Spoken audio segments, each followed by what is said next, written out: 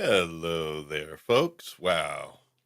Man, it looks like the longer you wait before you actually log into a stream, the cooler you are, apparently, because Liza is still not quite here. Oh, no, still not. Well, anyway, folks, tonight we are going back to our dear friendly station, the big ship. Well, not a ship, the big station, Babylon 5 itself, for a great episode from season one, still there in season one, folks, entitled Grail. And this one features the great acting performance of David Warner and also Tom Booker. But David Warner plays the true seeker, as he is sometimes called, but a quester who is actually in an order that is searching for the Holy Grail. He is the last of his kind. He is the order at this point. He is the only one left. And so we definitely want to support him because that grail needs to be found. Too much salvation at stake, too much peace across the land that would not come without it. Plenty of healing also. Well, you shouldn't be able to lose things for too long before you actually do come across them again. So that's basically it. All right, so let's get on board here with some of our people. I will introduce first, but perhaps not foremost. He should be at the head of the pack because he does have some great ranged weapon skills.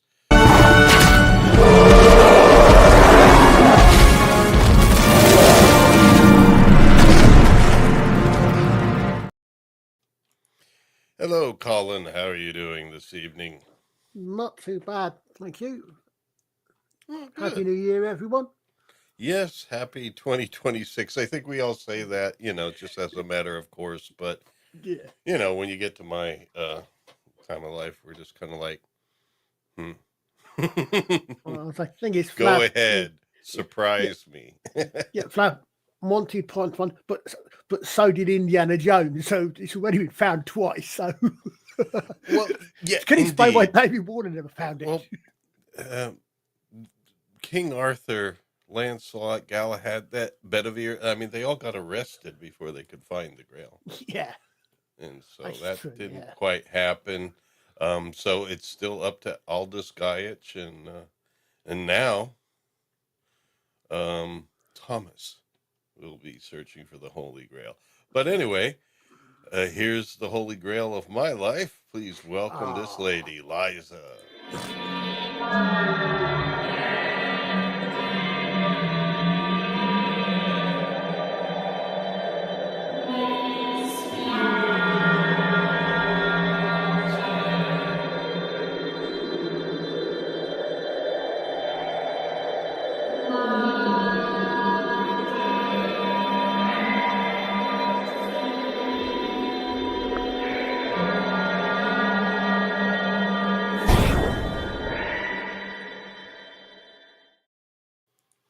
Hello, lady. We got to get your Mimbari Mama avatar back. We are not successfully receiving sound from you, Liza. Are you muted? To be honest with you, I don't even acoustically hear her trying next door. No! Well, we shall leave this spot open, but we need to progress forward and see if this gentleman is with us or not. There's a few references to Monty Python this evening. I don't know why. I just... One rabbit suit coming right up.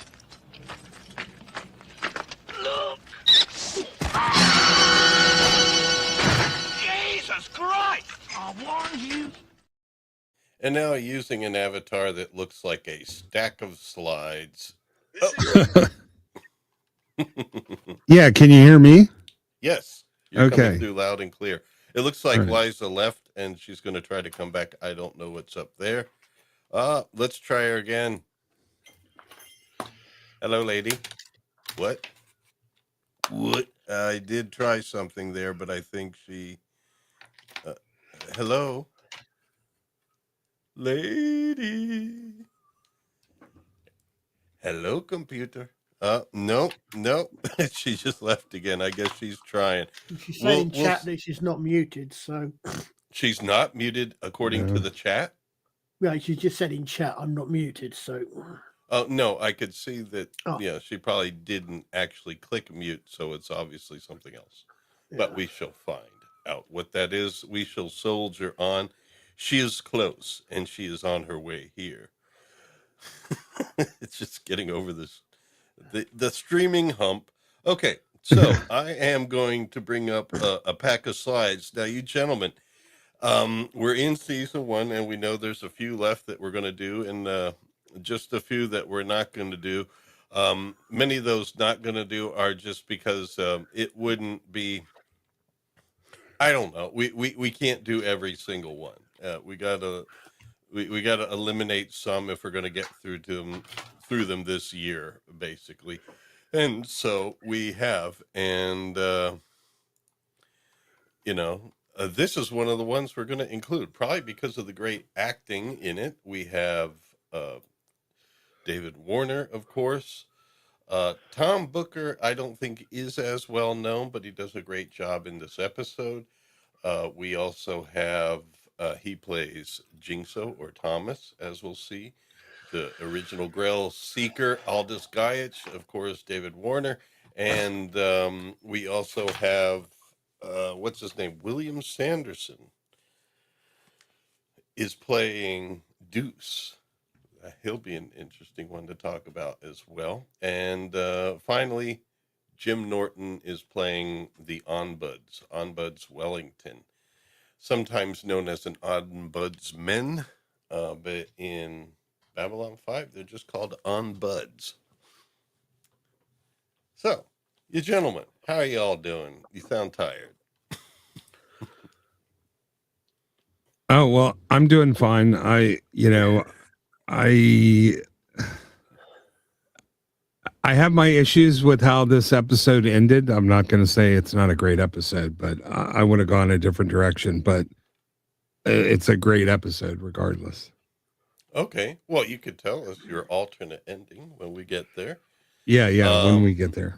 Yeah, a lot of great concepts about it, and just the, shall we say, have a mission to your life. And, when you have an actual purpose to your life, then things begin to add up.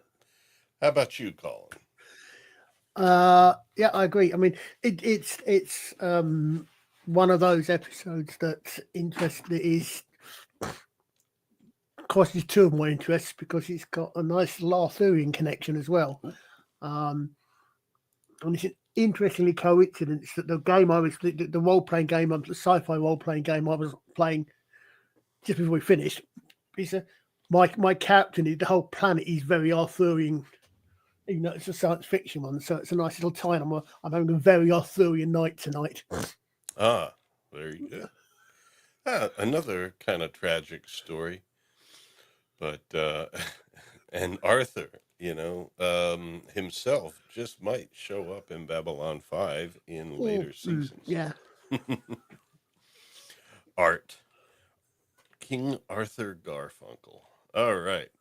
So anyway, in this picture here, we have the Great Grail from Monty Python, and the Holy Grail. We have David Warner on the left playing Aldous Gaiic, and then the recently minted Thomas on the right playing, through most of the episode, he plays Jinxo, but decides to go with his, what is it called? Given name? Or Christian name, as it used to be called. And the guy in the middle makes a brief appearance, but it's a very good one. Yes.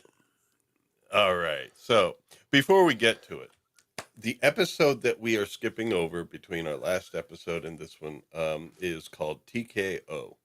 It has one main plot. Excuse me? I said, that's the one that I missed overnight. That's where I missed the thing about Susan.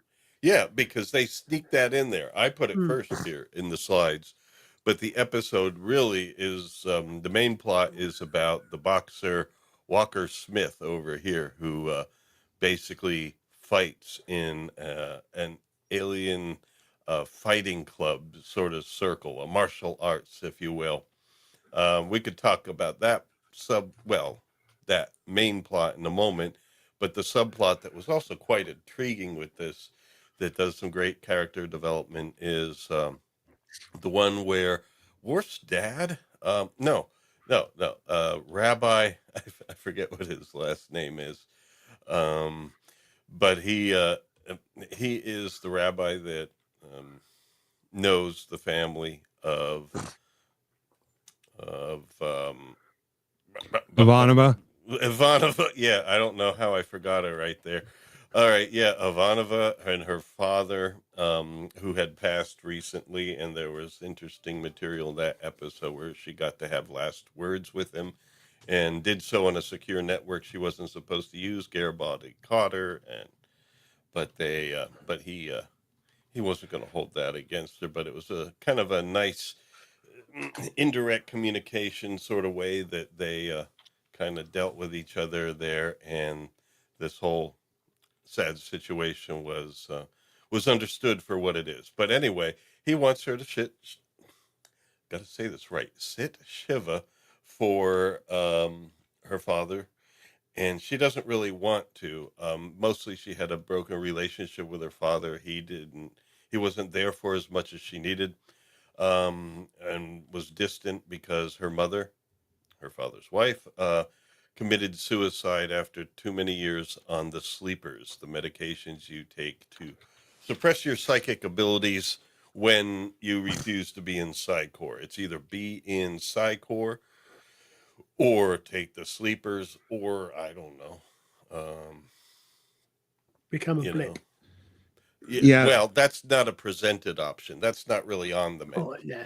Yeah, this episode was actually not originally broadcast in Europe, in many parts of Europe, because it was considered too violent to air during, I guess, the normal airtime. Wow. I guess then the boxing. Yeah. What it looked like it was trying to be a little blood sport, but I will say this: when it aired, I thought this was the dumbest, worst Babylon 5 episode ever. But on rewatches, compared to the stuff we get these days, I mean, it's aged better. It's still no better than it was, but like for a filler episode, it's okay. And there's something that there's a final scene with Garibaldi and Sinclair at the end. It's really good, but this one comes right after Signs and Portents, and it just kills all the momentum that the show had going. But listen, if you're going to do, they really needed to make the budget constraints made it impossible to tell the story they wanted to tell properly. Everything looked very claustrophobic and small, and this supposedly danger martial art in the whole world, it just looked like a bunch of guys fighting.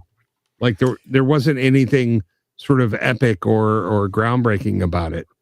With a bigger budget, they might have been able to do something like that. But still, it's aged pretty well. It's still not my favorite episode, but I don't really hate it as much, just because it just goes to tell you how far the majority of our entertainment has fallen, that this show's worst episodes can compete favorably with the best shows from other stories. Yeah. And also, if I remember right, wasn't the guy... the bald-headed guy at the back, the referee, wasn't that played by Don Stroud, who also appeared as a human character later on? I think. I don't know. I didn't really look at the list for this episode of like all the guest actors. I mean, I thought it was like, oh, this guy wants to box aliens. He's a boxer. Yeah. He wants to fight in the Muay Thai, and he keeps calling them snakeheads, has a little disrespect for them. And, but he has to learn some respect for it and some wise old trainer decides to train him for no reason, even though he came in there like an ass. I mean, yeah, it wasn't done the best, although, you know, it's Babylon 5 and it still had the people it did on it. So, you know, it's better than a lot. It's better than most TV today. And it's, you know, it was still, it works within the series, but I think what really makes it work is having this second plot here. Because I think the moments where she talks about when she finally opens up again to her father, remembering some of the good moments from their life and everything, like the stories of when she was asking a question of a neo-communist author and the author didn't have a very good answer for her and her father backed her up. You know, that was like a pretty loving moment, and you could see the acting was great. You know, you felt like these people really were there. And a lot of this was a setup for season 5, which never happened the way it was being set up as, because she wasn't there. But I do believe this storyline would have had much more of an emotional impact if we'd gotten the original intended storyline. But again, it says a lot to his brilliance that he was able to finish the show in a very satisfying way with all of the unexpected twists and turns that happened across the 5 years of production. Yep. And we also see the bond grow between Ivanova and Garibaldi? No. Well, yeah. No, that we was see previous we to see this, but in this one, Yeah. it's with Sinclair because he actually Yeah. comes as her friend, and they do it in English rather than Hebrew because of him. I want to say to our chat, Liza will be showing up momentarily. I'm going to try to do some comments. Until then, she's having trouble with the login to the computer now. Now, this is the one that is like kind of like new out of the box that she inherited, and it shouldn't be doing this. So what else is interesting about this one thing about this particular episode? There were only 3 of the main cast actually in it. I'm looking at IMDb. Michael O'Hare, Claudia Christian, and Jerry Doyle are the only ones. Everybody else is credit only. So so Delenn, Big, Stephen, Talia, Koto, none of those actually appear in the show in this particular episode at all. Yeah, the final scene of this is really excellent for me. It's what the part that needs to be watched, where Garibaldi points. He's talking with Sinclair, and he points out that you keep putting your life in danger, and it kind of, you know, why is that? That's a great scene. So yeah, you know, I still think it's worth watching, but we don't need to spend 3 hours on it. Yeah. Well, the thing also with that part of the story is like, Sinclair was doing more and more heroic, risky stuff, and probably driven by the fact that he's missing part of his memory and is still unsure why he's there. He knows it has something to do with the Membari. He's seen Delenn in his visions from when he was unconscious in the war. I mean, there's all sorts of stuff going on, but Garibaldi has the great line, you need to find out not what you're willing to die for, but what you're willing to live for. And that comes up again later. Yeah. From Lorien, when he's speaking to somebody that we'll be talking about at that time. Liza is on her way back, so I'm going to keep trying to do some comments here as I can. But as you know, folks, I am also doing the slides. So are we ready to do Grail? Absolutely. There's something else to be said about TKO, which I guess stands for the knockout. I was going to say, I don't know what it was like. I mean, I've never been a particularly sports person anyway. Yeah. But so I don't know what it was like your side upon. But I think when this came out, certainly, I certainly wasn't aware of MMA or anything like that. Yeah. No, TKO stands for technical knockout. It's what happens when the referee has to end a fight because the other guy is about to die. So He gets credit for a knockout, but he didn't actually knock the guy out. It's a technical knockout. Well, in this one, I don't think they even got that really, but it was pretty brutal. And I guess Didn't at they? the end, it was a bit of blood. They knocked each other out, kind of. Yeah, I guess. Yeah, but I'm saying that's what a TKO is. You can either win by knockout, you can win by unanimous decision. There's 3 judges. You can win by split decision, you can win by forfeit, and you can win by technical knockout. Well, thank you for that. And of course, the other knockout was Ivanova. She's a knockout. All right, so we're back to Grail, and this is where a ship is coming into the station. This opening part, they showed off some of their Amiga capabilities at the time. And it actually looked cool seeing this ship coming in and kind of rearranging itself and, hovering down to land. It looked very realistic, but also, since it was kind of close to some video games at the time, it is somewhat nostalgic because of the look and everything. And I don't know. It's still, its stylization is special. And we do have Magic Mike Gorley in the chat. Thanks for stopping by, Mike. Hey, Mark. Mark? No, Oh, I was making a joke. Yeah. Funny thing is that when people are describing the previous episode, they often will call it a filler episode. But this episode, they call it a standalone episode, which is like saying, yeah, it's filler, but it's good. Like, Well, it's a very good story. It deals with things, larger life stories, shall we say, and some of those things that make mythology and our ancient legends so important to us because they are kind of like the real humanities, talking about the human condition at its core. And that's why some of these stories have lasted for so long. And just the concept of a seeker of the Holy Grail, just on the surface seems, oh, that's just weird. But it's like, when you think about what is the purpose to this life that we're all kind of like here now in wondering, is there a purpose? Was there a design purpose? Now, some feel they have that question answered. Some, don't. And some, of the opinion we need to make our own purpose. It's better than not having a purpose at all, is to try and come up with your own. And sometimes life bring those things to you. And so when it brings a situation to you that you could sink yourself into as saying, I really want to wrestle with this for the remainder of my life, then it's something special and it gives you life with some meaning. And if you don't have that, life is really hard. I discovered subtitles. So in this one, we're going to have some occasional subtitles to help us along. well, that's one of the things Delin says at the beginning of the episode. It's not that he's a Grail seeker. She doesn't know what the Grail, it's that he's a seeker, period.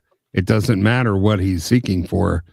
The fact that he is a seeker, and that's what, they really give you the impression that all Minbari, respect this. We learn later, not all of them, but it's still kind of the reverence with which she holds this man is very touching.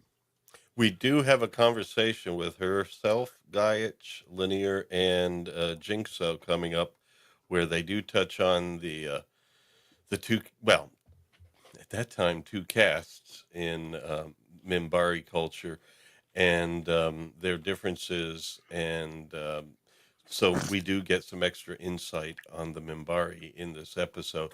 But anyway, Garibaldi's eating voraciously, and Sinclair kind of mentions that here. You might want to chew it first.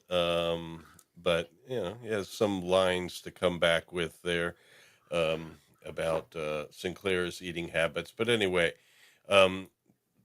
we see some people approaching the table here, and they have some rather dignified makeup on. No, just kidding. It is our good friend, Delenn, and her faithful sidekick, Lanier. and they're mentioning how it's kind of unusual that you're here eating when you have such a person of importance coming to the station. And not only that, when she finds out that Sinclair is not aware of this person of importance, he's just like trying to covering there a little bit with a bit of a smile.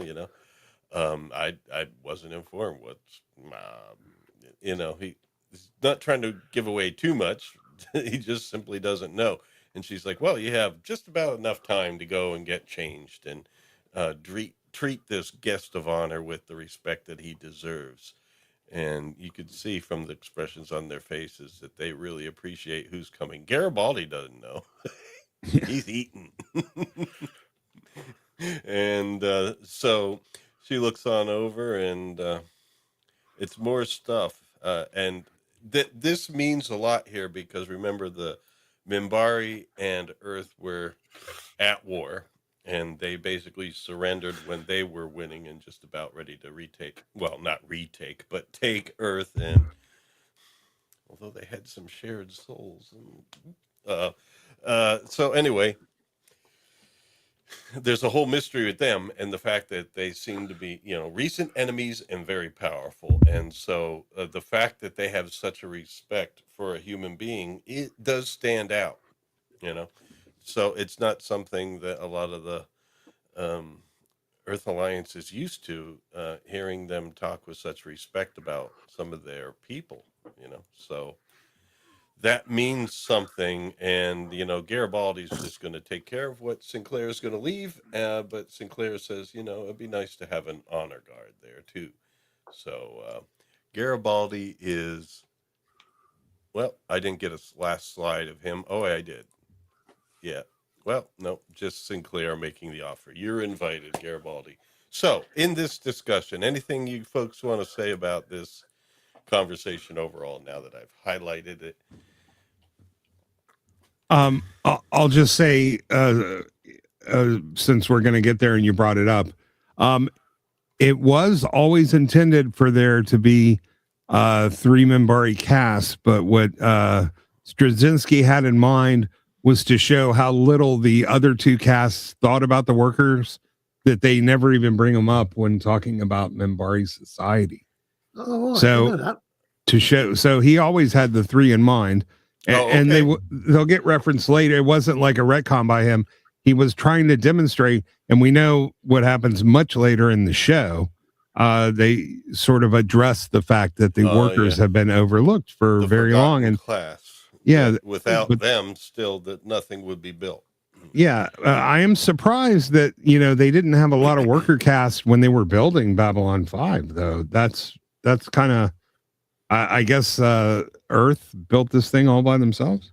Yeah, someone I don't know. I got now you say I got the impression that Earth built it. Yeah, because remember, the religious caste was still hiding some things from the warrior caste, so you couldn't say that Minbar was totally unified, especially with some of the early episodes in the series, with the decision to surrender, and then I guess some decision afterwards, 10 years later. All right, we need to build some stations and keep trying to build them as they get destroyed, and finally come up with a really good, United Nations station for everybody to come to, So I guess it was really Earth trying to do that. And I think Liza is with us. Are you on stage? Nope, I need to put her on stage. Hello, lady. Hey, sorry, guys. Hey, I can hear you. Yeah, I can hear you now. I don't know what happened or why, but I'm on my old computer again, and because streaming on the other computers, it lags. I lose entire sentences.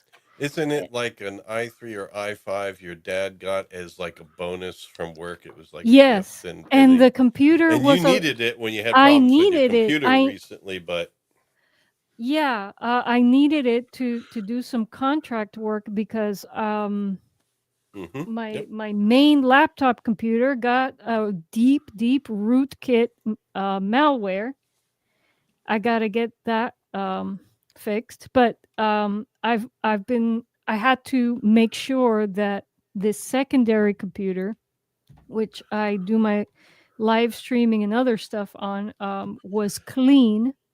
And now I'm back to using this computer, after verifying that everything's okay. And then all of a sudden I'm having trouble logging into my Windows, excuse me, to the Microsoft Not account. Ah. And then not and to then yeah. belittle your experience, but the Cliff Notes would probably suffice, Liza. Okay, Cliff Notes. Because it's been such a long time without you. Now that you're back, I'm we'd logging love into to have you fully engaged and also helping with our chat, because our lovely chat wants to have their voice heard, and you're much better at doing it, because sorry, otherwise I'm chat. doing too much at once. My apologies, chat. Mr. Brown is smooth. I mean, he could run a stream and highlight chats at the same time. I'm just not that slick. Let me see here. I'm in the wrong screen to read. Anyways, long story short, having problems logging into my computer for no reason whatsoever, and then for no reason whatsoever, having problems with my primary audio interface. So I don't have a a patch bay when I want to do quick changes. So I had to change interfaces and plug in my mic, and you know how. Well, we really appreciate your dedication to doing all that, to be on with us. Hey, you owe me a shameless plug at the end of the stream. That's all I gotta say. Oh yeah, well, we'll definitely be announcing coming up soon to Psyche Opera, as well as my channel, the Wayfarer Project. We are doing a cigar box guitar festival in February, where we're going to be traveling down to Bradenton, Florida. Yes. And we'll be doing some live streams, like, just some mobile phone, hey, guess where I'm at, folks, type of stuff. And we're going to be streaming our experience and having some fun times. And like Liza, I might as well do the shameless plug now. What is, there's some big headliners that are going to be playing there, in addition to you and Pete playing. Yeah. There's there's the great Steve Harvey, and Galia Volt. Yeah, that's a name that actually is pretty well known. Yes, she is. She is a big, huge name in the blues community and in the cigar box guitar community. So I don't know Galia Volt, but I know her brother Deuce Volt. I'm sure that's a joke. Was that someone from Deuce Ulysses? Volt, Latin, or... God wills it. Oh. Okay. The motto of the Knights Templar. Oh, okay. Deus Volt. The real Knights Templar? Yeah. Deus Volt is Latin. Deus God Volt, wills like it. Latin. I'm thinking it's Latin. Volt. God wills it. Yeah. Voltage, and I'm thinking Voltron, and I thought that was Volt, sort of Vult. sci-fi series with Deus Volt. All right, that's enough of that. All right, so we'll before we conclude tonight, we will say a little bit more about that. But that's going to be fun, because I've always wanted to do some kind of like live off the cuff streams and stuff from on location, and it should be fun stuff, because that should be very fun. And folks in the chat, if you could please encourage him to pick up his saxophone, the electronic one, whichever instrument he wants, because I would like to add him to my set. I'll bring my electronic wind instrument, as well as I'll bring the Flute Wizard flute. The only reason I say this, chat, is because you guys don't know this, but Lawrence is a virtuoso effing saxophone player. I've been wanting to get him in my set for a very long time. My friend Pete, my bandmate, has been trying to get him into our little set for a very long time. Our set is wonderful. It would be perfect if we can get him to play a piece or two with us. Well, for this trip, since I'm going, I'm obviously going to do at least one. So, all right. Okay. So we'll do at least one, and I'll have to make some videos because I need to make some videos. We need to make stuff happen here. We've got Mr. like Brown, 3 put some channel pressure members. on him. We Put got some 3 pressure. channel members, and I need to give those 3 people what they're paying for each month by making some good content. Yes. All right. And it'd be Interesting. nice to have 4 or 5 channel members. You know what happens then? Another emoji, more stuff. It's $1.99 a month, folks. And already we're doing these Sunday nights plus some Friday nights. We're trying that out with some great albums. We did King Crimson in the Hall of the in the Hall of the Crimson King this past Friday, and next Friday we're going to try doing the Yes album. All right, now let's get back to here. And here's some more side things. William Sanderson. I got the name correct for this gentleman here. I'm hearing no believe so. responses. I'm hearing no responses. I believe so. Okay. Yep, Yeah, 'cause I've but got. isn't this a significant actor? Isn't I this the guy who had 2 replicants come over to his place, and things were kind of awkward there, as you know, they were talking about things and well, he was stuff? in. He was in Blade Runner, certainly. Yeah, I'm talking about that. Yeah. Yes, and I'm he moving was on to also he has another brother, Larry, and he also has a brother named Daryl, and he is named Daryl as well. Although I don't think you were exposed to that, Colin, in the UK. Doesn't sound familiar, but Hello, my name's Yep. Larry. This is my brother Daryl, and my other brother Daryl. no, that doesn't ring a bell No, at all. okay, you guys didn't have Newhart then. It was early '80s sitcom with, of course, Bob Newhart, and the theme music was by Henry Mancini himself, in fact. Okay. Interestingly, I was just going. I know Deuce is actually his character is also in. I just find it. He's also in one of the spin-off movies as well. Deuce as a Deuce. character. Yeah, the character comes back in. I'm Oh, sure just really? Oh, I don't remember that. Okay. Now, Istophobos is the man with the computer bank like memory. So I know he was But also he in. might be in the restroom right now. I don't Yeah, he know. may, because he was. I know the. Yeah, he's in the movie Third Space. Oh, Third Space. Yep, Yeah. that's one But of them. his character also appears in one of the novels that were that came out during the show's initial run. Okay. But if I remember right, it's a story. It's an Ivana of stories in it. But if I remember right, that particular story contradicts some of the things that are said within the series for And what we people really done. want to point those things out, don't we? No, but these are novels, right? This is Yeah, like I mean fan fiction, these the only one of the novels, they're all written by good authors. The only one of the novels I think that is that would be considered to be canon perhaps is The Dream in the City of Shadows, because A, that's written by JMS's then wife, and B, it's the story of Sinclair what happens to Sinclair between when he in the background on Mimbar. Let's put it that way. Because obviously we don't want to put too many spoilers in case people don't know. Sinclair, the years on Minbar. Yeah. The Minbari sessions. Yeah, basically. Oh, yes. Well, here, Deuce spots Jinxo.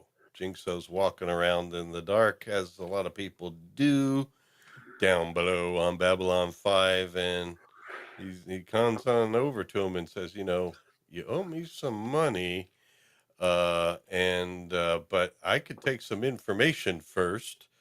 Basically, he knows Jinxo was involved in the creation of Babylon 5 and knows the station very well.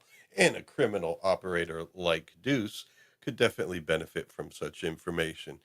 And so he's asking Jinxo to help him out with that.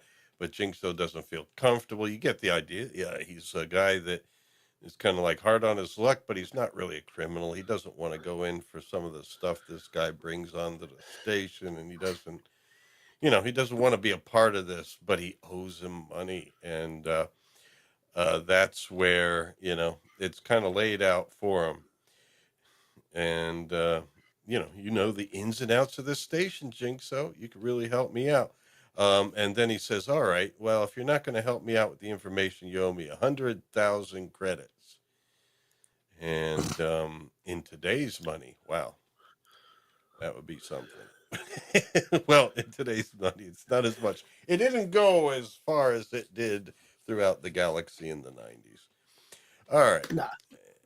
But it's like too much anyway for Jinxo. He's like, what? Uh-huh. Okay. In today's money, that would be an entire episode of a Disney series, of a Disney show. Of course you can. I'll show you why you can. Because Jinxo's basically refusing him. But he's showing him, this is why you can do what I'm asking you to do. And that's when he brings, he just kind of turns to the side and we see a lady in the chair. And he mentions that her name is Miriam Running Deer. And unfortunately, she talked to the Onbuds, who we'll be seeing later. But she basically talked to, Law about some of this stuff and was willing to testify. In fact, Garibaldi is expecting her to testify that very day and testify against Deuce so they can finally take Deuce in. But, this is the perfect situation. He can demonstrate something to Jinxo and at the same time maybe teach this lady a lesson, although she won't remember the lesson afterwards, unfortunately. But there to the right, we see a curly little tentacle thing, and we see that kind of extend forward. Jinxo doesn't like the look of that. But there she is getting this tentacle in the face, and nobody likes that. I mean, nobody really needs to have like some stretchy thing like that come out at your face and then tap you in the forehead.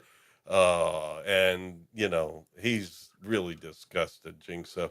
And she gets a mark. It leaves a hickey on her and everything. And then the tentacle retracts and we just see her just kind of like there, motionless and stuff. And we'll find out later the full condition that she's in.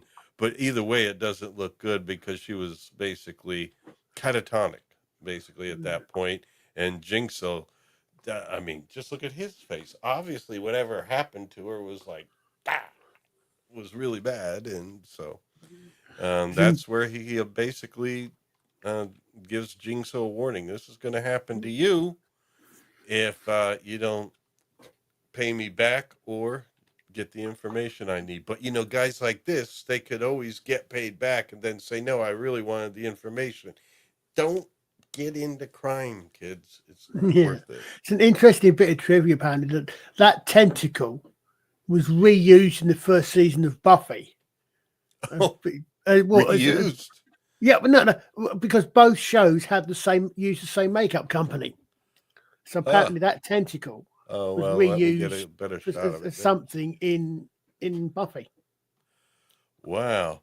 Well, I think it was also used in this show. Wasn't it also the appendage of Londo Malari, or did that look different? I'm not sure. It was Londo's penis, yes. Yes. Ah.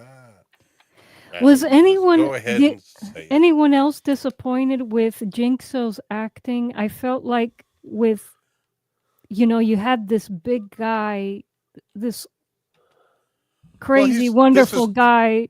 This is Tom Booker. He's not as big of an actor as William Sanderson.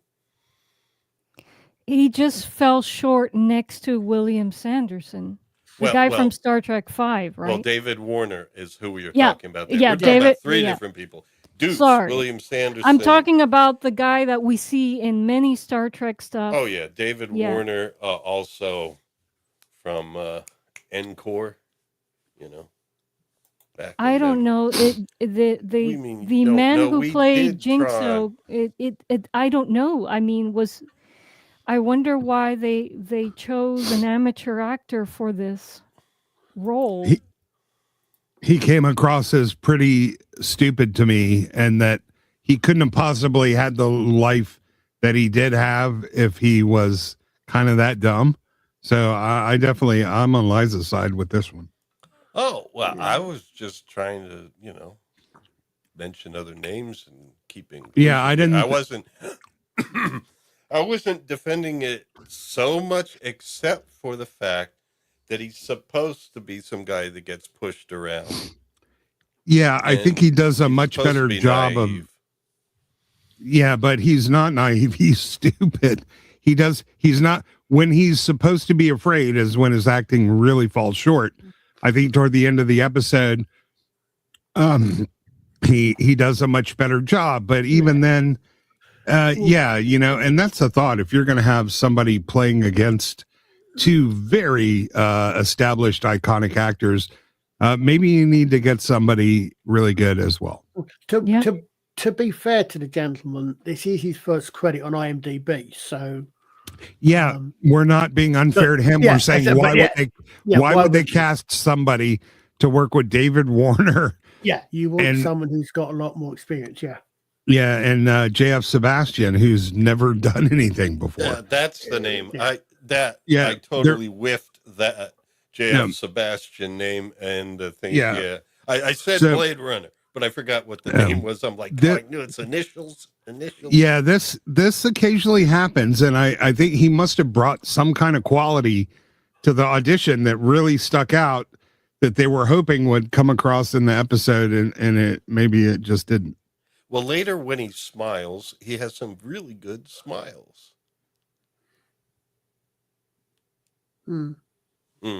Okay.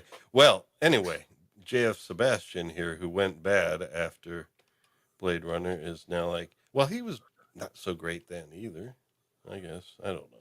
Did you get the message, or do you get the message, Jinxo? And Jinxo seems to get it. Good.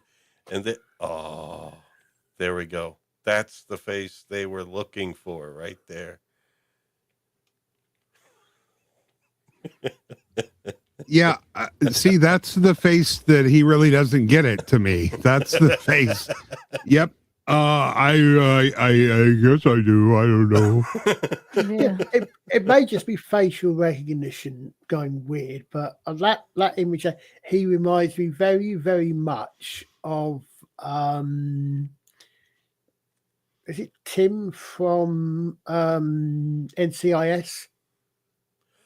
I'm not an aficionado on any cop dramas. Oh, okay.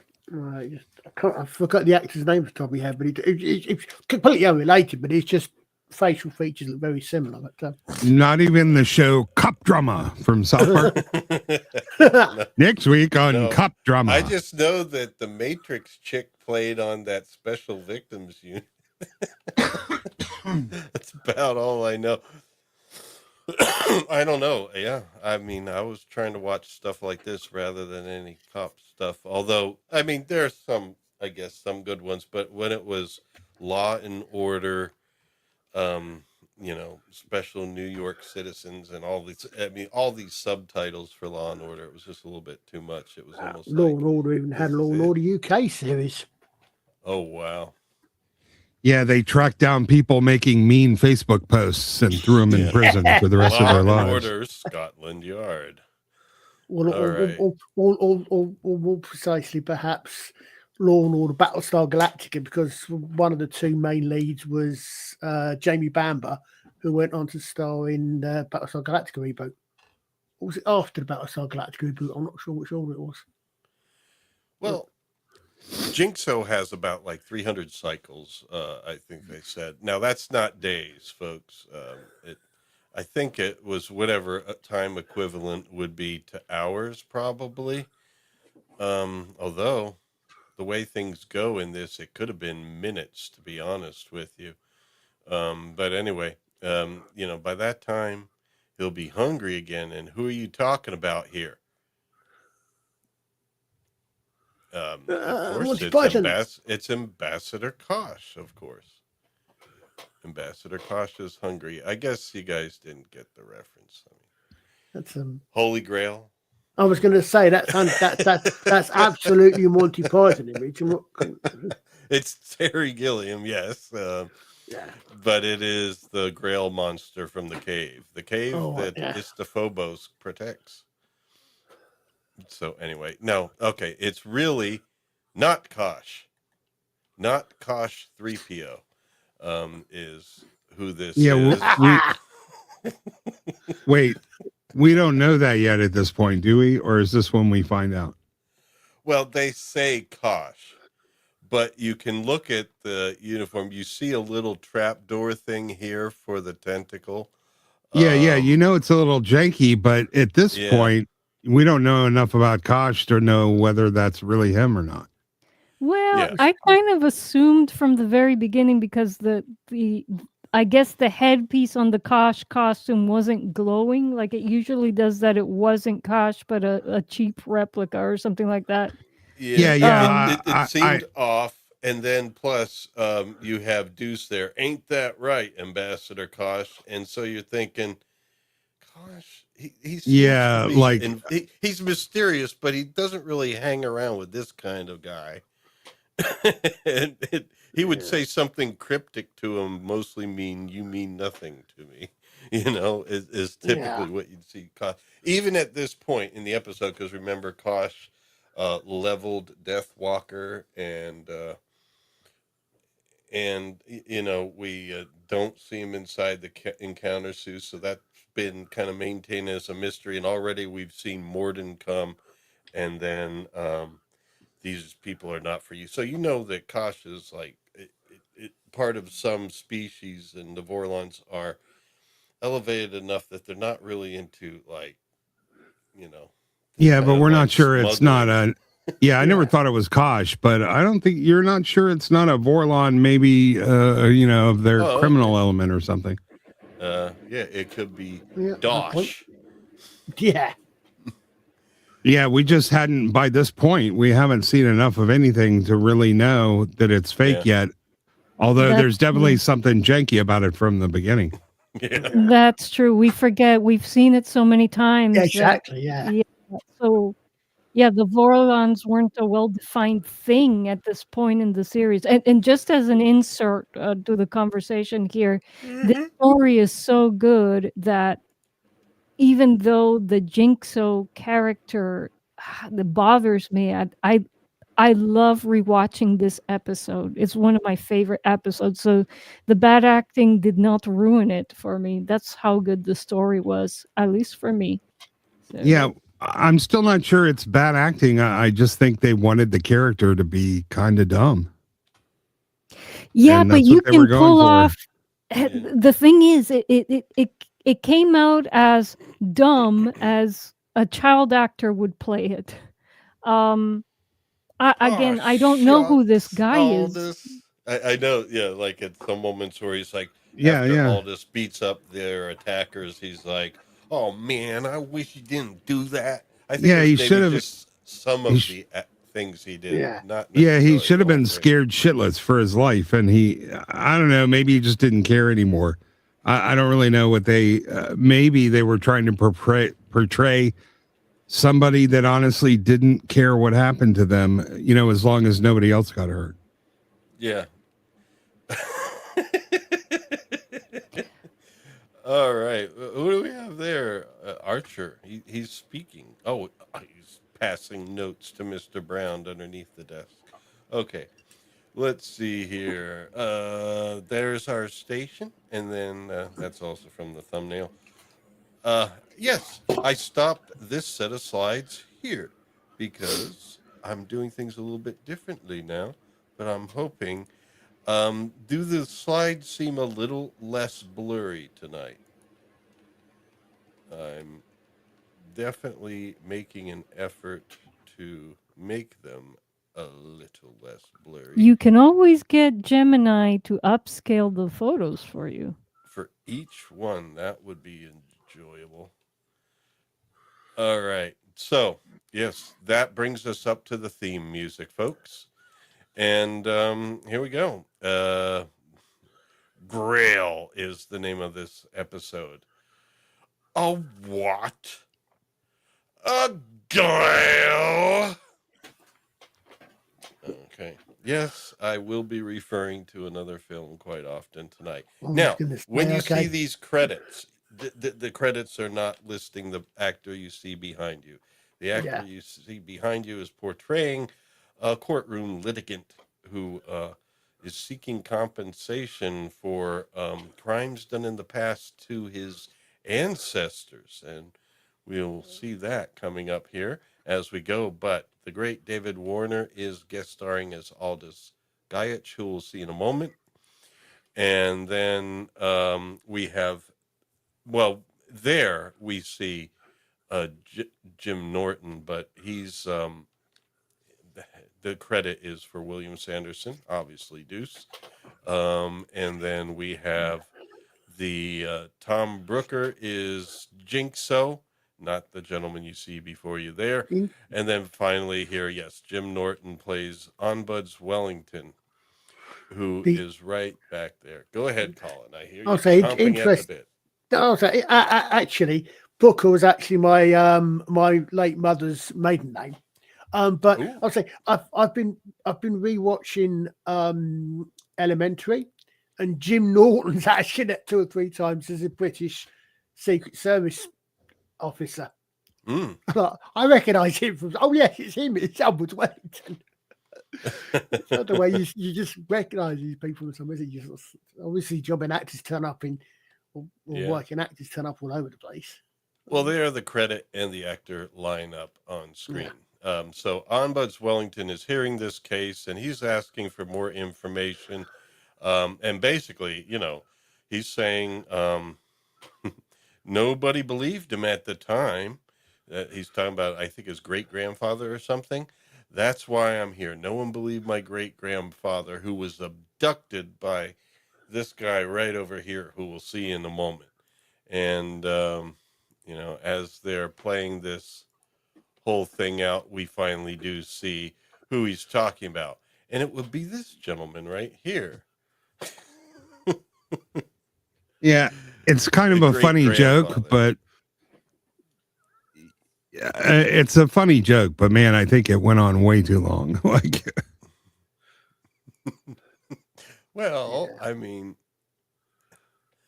I don't know. You need a little bit of that, and yeah, it did continue here a bit. He introduces who the guy is, so the audience now gets it. But it was important to kind of drive home the fact that, you know, one of these days we got to get back at these gray aliens, because they abduct people, they probe them, they prod them, and they get away with it, you know, and nobody believes us, all that stuff. We actually do have a case to sue for damages.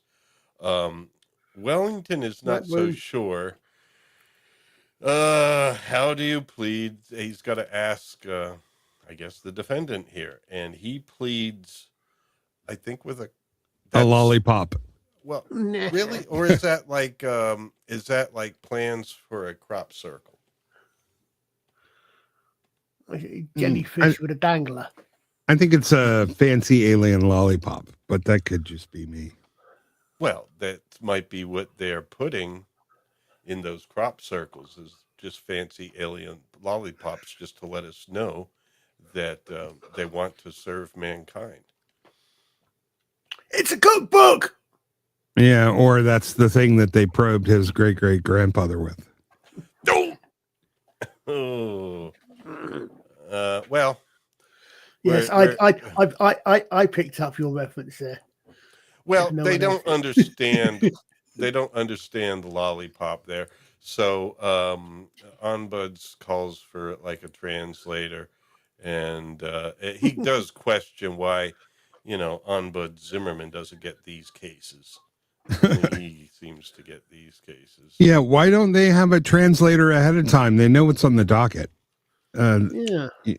It's because it's just a joke, and like I said, I think they overplayed their hand there. You know, one thing Yeah. that would have been fun is in this episode. Well, then that would have been overplaying it even more. I remember also in season 1, the Richard Mole, I think is the name of the actor who played Bull from Night Court, was one of Yeah. the bad guys in season 1. And I thought it would have been fun if he would have showed up in court. All right. Well, anyway, moving on. Jinxo is in the dark now, walking around, just looking like Jinxo. He's just got that look on his face. I think he's listening to the intercom, and the intercom is announcing an arrival. So he's like, I don't know. Maybe I can get some money there. I don't know. He's going to do some petty thievery. He's done it in the past. We'll see, but never with too much success. But anyway, here is the welcoming party. It's whatever Sinclair could put together at the last minute. You know, Garibaldi and a couple extras, I think. And, of course, we have our Minbari delegation there ready to receive Aldous Gaiic. And Lanier spots him right away saying, there he is. And it's like, have you seen him before? And he's like, no, but he has the look of a true seeker. In fact, I think he's got a Mike Gorley look to him. Yeah, didn't Jinxo just have some charges dismissed? That's why we were in the courtroom to begin with. No. Yeah, you're a little bit backwards, mister. Backwards. Wait. Oh no, wait. We were in the alien joke scene. So Jinxo hasn't that come was up the to alien joke scene. Jinxo Right. didn't get caught Yeah, yet. he's not in court yet. He okay. didn't even try to. He didn't try to pickpocket Aldous yet. Oh, okay. Yeah. I know. I do get the slides out of order now and then. No, but you know, I don't know. I just had a memory of him starting off in court even before David Warner arrives on the station. I think I just, you know, I haven't seen this in a while. No. Oh, does Mike have something to say about what I said? Like, Mike, I'm sure when you're hiking out there, this is kind of like how you look, except you would have a flute wizard walking stick flute instead of just a staff. It can't be a wizard staff. Everyone knows a wizard staff has a knob on the end. A bell end. Terry Pratchett comment that, I think. Okay. Well, we have, you know, of course, they're happy to see him, and they're welcoming him with, Gaiic already knows their names. He greets Lanier and everything because he's done his research beforehand. Of course, Is there any explanation for why Lanier appears to be wearing a bib? A bib. A bib. In case he spills his food. Oh, yeah, well. Yeah. It's a very welcoming outfit with, you know. Okay. Now, here Sinclair is apologizing. He still doesn't know who this is and everything. He just figures from the Minbari delegation, it's got to be someone somewhat important. Otherwise, they wouldn't have heard of him, right? And so he's, you know, just there doing a little bit of welcoming of his own. And he does say, of course, I wasn't notified that you were coming. And well, Gaiic understands.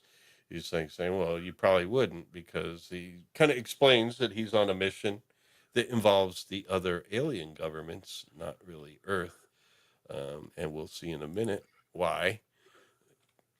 But basically, his trip is there to see folks like these, not other Earthlings. And so Sinclair is then asking what his mission is, and that's when we see some facial expressions from Michael Garibaldi as Aldous Gaiic explains that he is seeking. This is just one of the names. He used some other names for it, you know, the cup from the Last Supper and all these other names for the cup of the goddess and so forth, and finally the Holy Grail, and yeah, Garibaldi had some faces, but you could see in Sinclair's face that he's just like, all right, I'm not sure how to handle this. I'm trying to be nice here and everything. But you're saying the Holy Grail, such as in King Arthur and The Last Supper. That's what you're talking about? And yes, it has gone by many names. Now, he speaks, much better than I do here, but you get the sense that this is a serious quester. He's not a joke, and he has some gravitas. He doesn't come across as somebody that's a goofball, in other words. His mission may seem like, all right, that's out of mythology. That you can't possibly be looking for that. But he comes across as so well spoken and very intelligent, but also, there's just something very warm about him. And you'll get some faces like that, but they're not just dismissive or anything entirely. They Well, are they do. totally dismissive. I'm What are you being talking nice. about? I mean, Oh. I was as upset as Delenn was when this happened. It's horrible. Okay, I guess they were a bit dismissive, but he says that he is the entire order at this moment. But he looks so well spoken and bright. Yeah, I would He's say almost they as were well spoken. Go ahead. they were not relatively dismissive to the general population of Earth, like how they view that sort of person. I think they were actually, somewhat middle of the road. They were dismissive for Minbari, but not for Earthers. Well, I was talking about the Earth people like Sinclair. Garibaldi was making faces, but Sinclair Right. was being very diplomatic. But I'm saying that, for any Earthling, yeah. their baseline is much more dismissive to begin with. So I actually thought they were relatively polite for Earthlings. Mm-hmm. They were. I don't know. It was oozing with condescension. I mean, Yeah, which is normal for Earthlings to view that sort of person. That's my point. Yeah, exactly. I just find it surprising. Where are we in what century is this? Well, you haven't seen like human thinking really 22. Well, advancing no. other than technology. What I'm saying is it's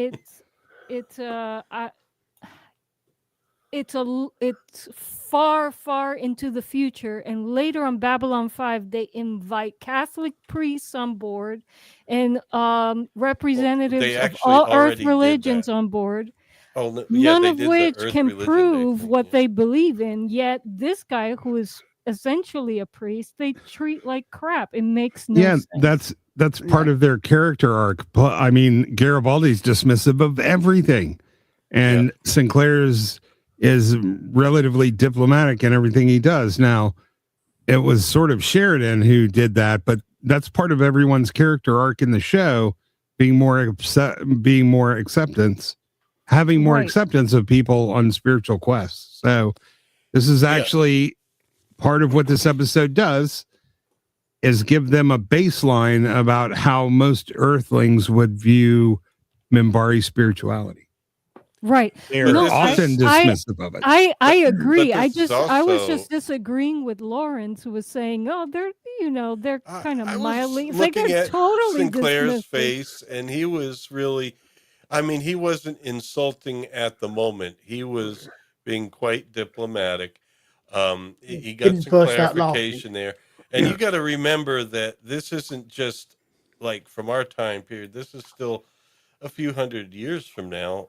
23rd century, 2250s. Yeah. Yeah. Like, so that's even further away. Yeah, and Garibaldi doesn't trust anybody. So, I'm saying, I'm agreeing with you and Lawrence is that, but I feel like you're judging their reactions by Minbari standards rather than Earthling standards. I think they're, exactly. Well, Liza and I tend to be kind of like that. We're and we're everything, definitely if but yeah, it's we're true. we're we're It's on true. we're more like Mimbari when it comes to this Yeah, kind of I stuff. mean, Yeah. it's true. We're mostly talking about, from our own perspectives, but yeah, most people would be like, "All right, this guy's nuts," Yeah, and yeah, a truly dismissive reaction from Garibaldi would have been to throw him in the tank. So Duh. that's what I mean by saying, yeah, he's actually kind of, he just gave his normal amount of gaff that he would to everybody except maybe a Vorlon. yeah. Well, Gaiic needs access to credits and converting money, and Sinclair says, Mr. Garibaldi will help you with that. He'll guide you to the closest machine. And would you not, Mr. Garibaldi? Basically, keeping Garibaldi in line. And Mr. Garibaldi says Mr. Garibaldi would be delighted. Yeah, and that's his delighted face again. Yeah. Like, not so delighted, but that is his delighted face. Oh, we have a great conversation coming up in sickbay. Okay. Yeah, where we get some more Garibaldi exposure in contrast to Stephen Franklin. But anyway, after this, here's Liza walking with Sinclair, wondering Oh. what happened. You seemed a little bit dismissive of our honored guest. But he's nice about it. He's saying, well, we mostly treat those legends as myth, like they didn't really happen. If anybody's on a quest for it, we don't think that they're actually ever going to find it or anything like that. He basically explains it very diplomatically, but you could see that he doesn't mean any harm or disrespect to the guy. He's just like, I've got, more important things, I guess, to do as commander of the station. And then she's saying, this is a holy man, a true seeker. And basically, it doesn't matter whether he finds it. The fact among her people, the fact that you have a mission like that for your life is in and of itself deserving of reverence, And what matters is he strives for his own perfection.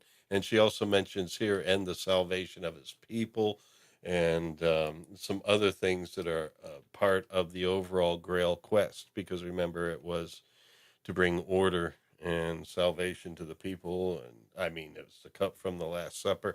I don't know, between all the different King Arthur tales that you see, and then all the History Channel stuff that you see, it's a pretty broad topic, the Holy Grail. No, the I purpose like of how the, Sinclair says that he's probably the only true seeker we have, and it's probably true because even though they bring other religious figures on board, they already have all the answers, while this But no, guy is still seeking. Yeah, well, that is true. Very important point there. But another point that you should have pointed out that you did when you were playing Delenn in this episode, you did say that perhaps you do not know yourself as well as you think. Oh yes. but you have to remember the purpose of the Holy Grail is basically to play Carmina Burana in the background as you ride through England, and everything comes out in flower. I mean, have you not seen Excalibur? The whole purpose The film, of the Holy yes. Grail. The whole purpose of the Holy Grail is to play Carmina Burana. Oh no, I love the tale. I mean, although I must say I was disappointed when I read, oh geez, what is that book? Disappointed when I'm reading it and I find out, all right, it's a legendarium. And I'm not talking about Tolkien Silmarillion. What is the author that basically wrote just that detailed lists of things that happened, supposedly? Oh, So and so did this, so and so did Jeff, that. not Jeff, not Monmouth. Maybe our chat knows. Nenny is Considered right, one of the legendary Grail author, but I found out this is not a novel. He's just listing stuff.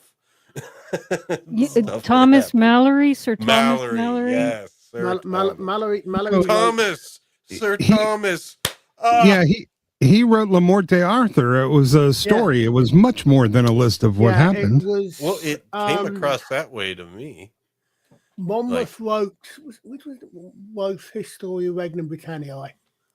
Was that Monmouth? Which was basically was a list of the kings of England and the rest of it. Yeah, he wrote the definitive story of King Arthur and the Grail because of Le Morte Arthur, and that's why the subsequent tales all have similarities because he wrote the first sort of definitive, but it wasn't just like this. I mean, he was a literary Arthur. He wrote a story. He didn't write a chronology. I was reading that, and to me, it just, I mean, it wasn't in list form, but it really just kind of was more like a legendarium, really, of what happened, and just writing about what happened. Didn't seem to be, I don't know, novelization of it, shall we say. Oh, well, I guess we'll skip over this. Maybe I shouldn't talk about some things because, I did probably read maybe like the first section of it, and I was like, I don't know, man. I read it so long ago, I don't even remember it. I got to go back and revisit it. Yeah, I still have it. We can try it out and see. Yeah. Okay. All right. Brain white victims. Scott. alert! Brain white victims. We got a call from sickbay about a brain white victim, and we see Jinxo trying to cozy on up to Aldous there. That was Monmouth. Yeah. And Garibaldi catches him and says, all right.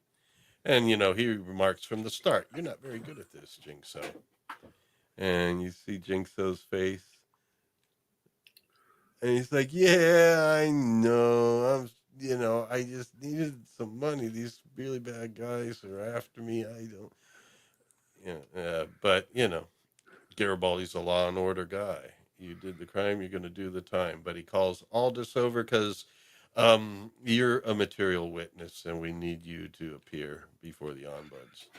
And so, and that you need to find a safer place to get your money because Jinxo here just ripped you off. But, they recovered the funds there and decided, okay, we're all going over to Onbuds Wellington's house because he's having a party. And that's what's coming up after a bit.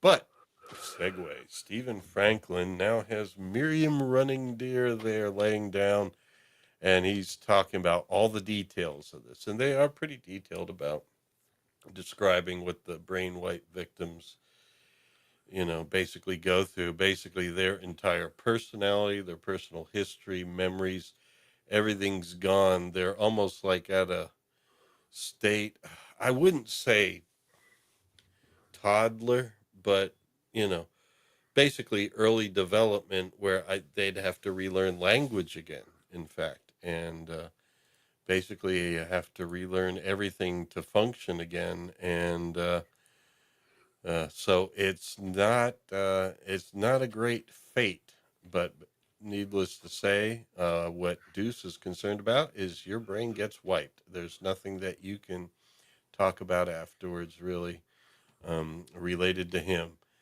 And so Garibaldi comes in and he's moaning. He's complaining about stuff going on down below and everything like that. And he's like, all right, what you got for me here? They mentioned Miriam Running Deer and Brain Wipe. And the first thing he's thinking is, man, she's going to testify later today. And now she can't do it. Oh, great. So he's pissed off, but you get his take on their whole down below problem, or this situation. That's where they're talking about the state as she's in, and he gives another one of those great faces. What? And we see that she won't be able to testify now, and now this guy Deuce is going to get away with it, basically.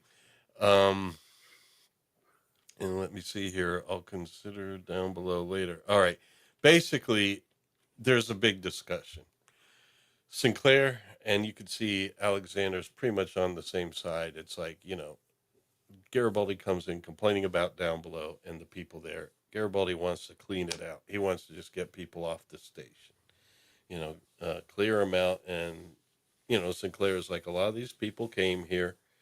They lost jobs or opportunities they thought they had, and they just have no money for a return flight, and they have really nowhere to go.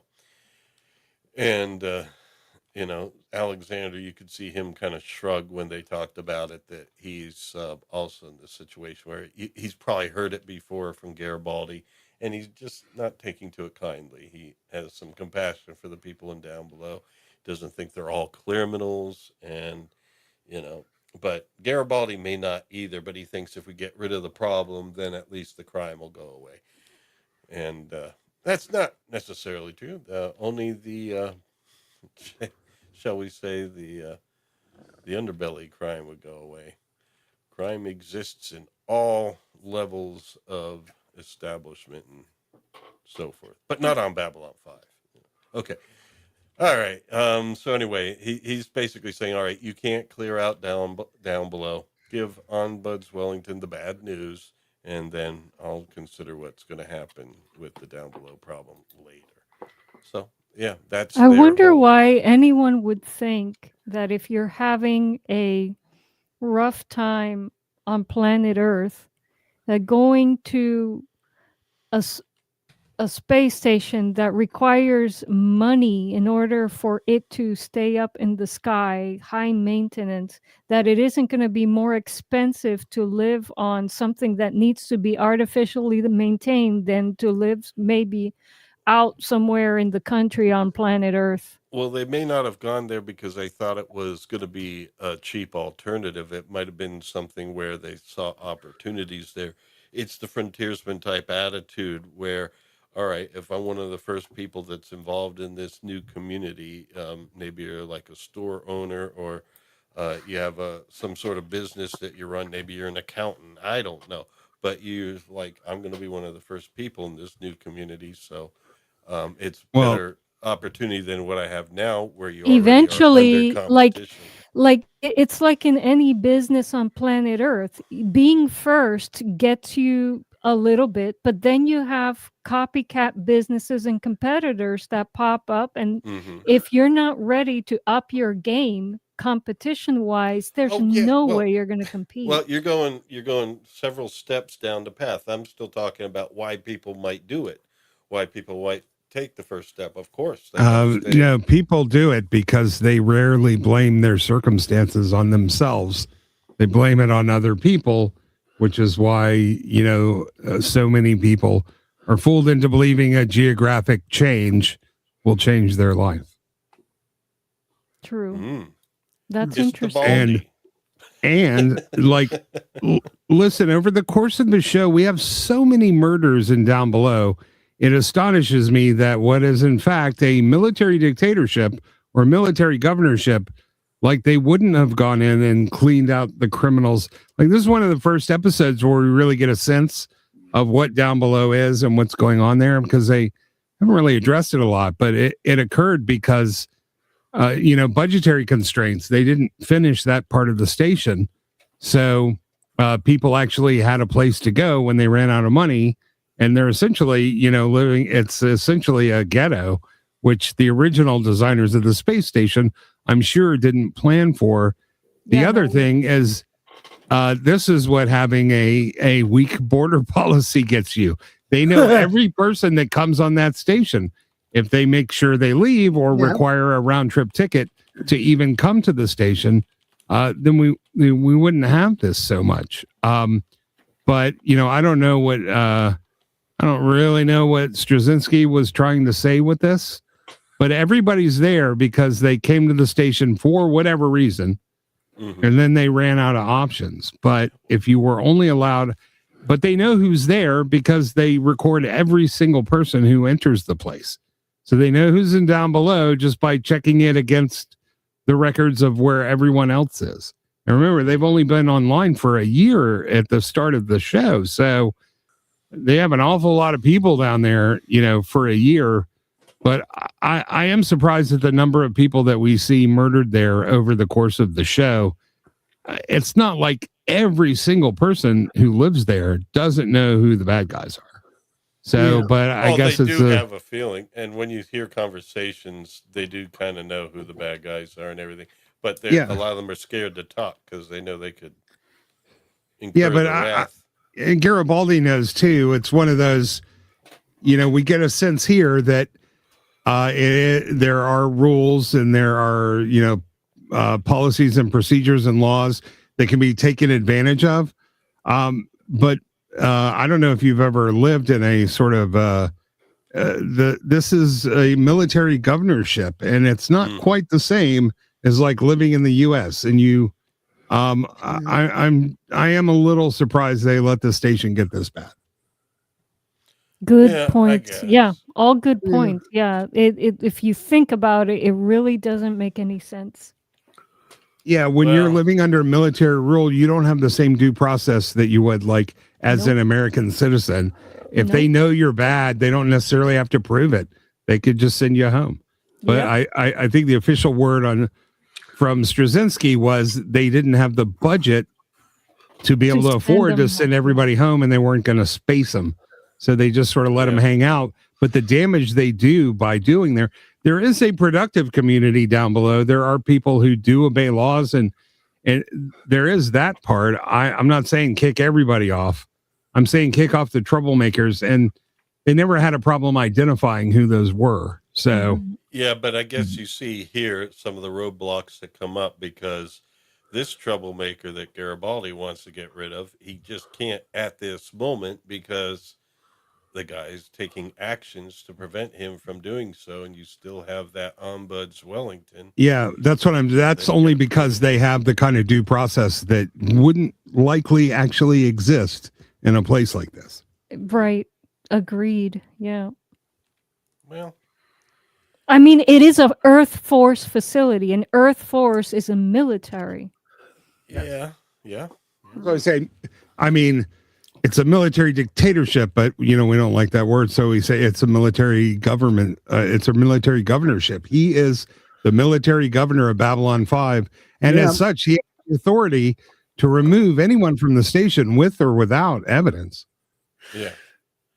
Well, they got to structure the rules a little bit differently than what we would see in our real lives because they need to be able to have conflict. If everything was such a well-ordered society, our episodes wouldn't be all that entertaining. Well, yeah, that's why he made it financially prohibitive to go in and clean it out. It was always an issue of manpower and resources, really. Mm-hmm. But just think of all the damage they do to the entire station when they tap into the air and the water lines, and they can't buy any food, so they end up having to steal it. I don't think that would actually fly in reality. It's not like they can grow crops here. Wait, isn't there an area in Babylon 5 where they do grow? Yeah, but they have little limited. farm? It's limited space, and it's not like just grow your own. Yeah, the lurkers are essentially illegal aliens, if you really want to call it that. They are not the ones that would be able to grow crops inside of the O'Neill cylinder. Those are all official, sanctioned things. So, but I'm saying they have to eat to survive. So the only way they could possibly get food would be to steal it. Right. So just like they steal water and they have to steal air. So I'm just saying it's not really a sustainable thing. No. Yeah. It's like a lot of things. You need some things in place for the story to take place.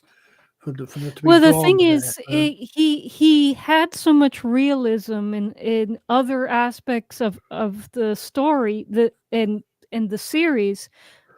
There would still be plenty of conflict, like the corruption in Earth Force. I mean, they milked that. They didn't need to add this type of unrealistic problem. Yeah, I'll say that to me, the Down Below stories are some of the least interesting of the entire series. I agree. I I tend to skip Yeah. those episodes Right. that focus on Don But I Brillo. think that's where they were trying to be more like regular TV shows, kind of showing city life, shall we say? In a Yeah. way. But I mean, And- they need something like that for especially for later for some of the storylines, or not storylines, or at least story events where they do kind of go sort of undercover, stroke,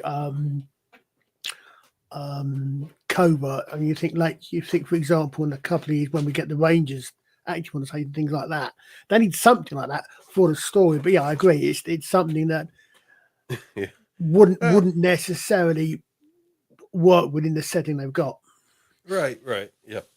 So I guess that's it. It's one of those things, the give and takes of when you're running to make a story. I mean, you got to bend some things here and there. Well, I never noticed But that it before. wasn't- Onwards Wellington's wearing an Earth Force badge, isn't he? Well, he must be a military tribunal Yeah, it's like on something Yeah. Budzarama, man. Yeah, they have judges in the military. Oh, yeah, How I know you they think the do. It's just JAG No, I don't do it. It's just I'd always not noticed it. When I was questioned the way Oh. they did it, it was Yeah. a civil. Yeah, no, Oh, he you would have thought, but- he won't. Anybody in an official capacity here as part of Earth Force, or he won't be wearing that in 3 years, but he's wearing it now. Yeah. All right, so that's where finally Jinxo comes before the court, showing his face, and yeah, there we go. So basically, the deal is Jinxo. I mean, and they reiterated again, you're not very good at this petty thievery stuff. You have an engineering background. You should be working in that. And Onbuds Wellington is about to do what Istophobos would have done years ago, and he's going to kick him off the station. He's going to kick him off, and there's some engineering jobs and other Earth Force stuff going on that you can get a job there easily. So he's just not even going to punish him. Just get off the station and get a job, you bum. And Jinxo's like, no, no, don't do that. I mean, and well, he gets even more flamboyant with it here. Basically, and Wellington doesn't know how to deal with it because Jinxo's saying, don't do that. That'll be the end of us all. Oh my goodness. No, please, anything. I'll clean the methane whatevers. I'll clean he's like saying he'll do hard labor in bad stuff rather than leave the station. So in other words, he'd rather be getting the hard time than be forced off the station to just live a normal life somewhere else. And Wellington. Do they have hard labor on the station? Well, the methane cleansers, I guess, is hard labor. I Not if consider you're a hard methane labor- breather. Well, True. yeah, I mean, well, he mentioned some other things, and I don't remember what they were, but probably some of them are, involve gluing feces and stuff like that. And I don't know, but I'm sure. Oh, what is that one place that they made up downtown? Sheriff made up that Yeah. downtown Well, area. I'm sure there's plenty of gross labor, but that's different than hard labor. Yeah. Yeah. All right. Well, I guess. But anyway, Gaiic. You is think by now listening they to would have this. automated all that stuff? No, they need to have some humiliating work for people to do. Yeah. So, no, let's automate teaching. Let's automate all these things with AI that humans would love to do. But no, we still got jobs for you in sanitation. Well, you have to make the assumption that down below is at least partly supported by the government. Like they must send food. Yeah. They can't possibly be enough theft to cover. So they probably send food, some water, and I don't know. It would be a great way to. They use them as a cheap labor force, Mhm. So that's it doesn't really seem like it would be a horrible place if they got rid of all the, all of the criminal element, the overt criminal element that was down there, though.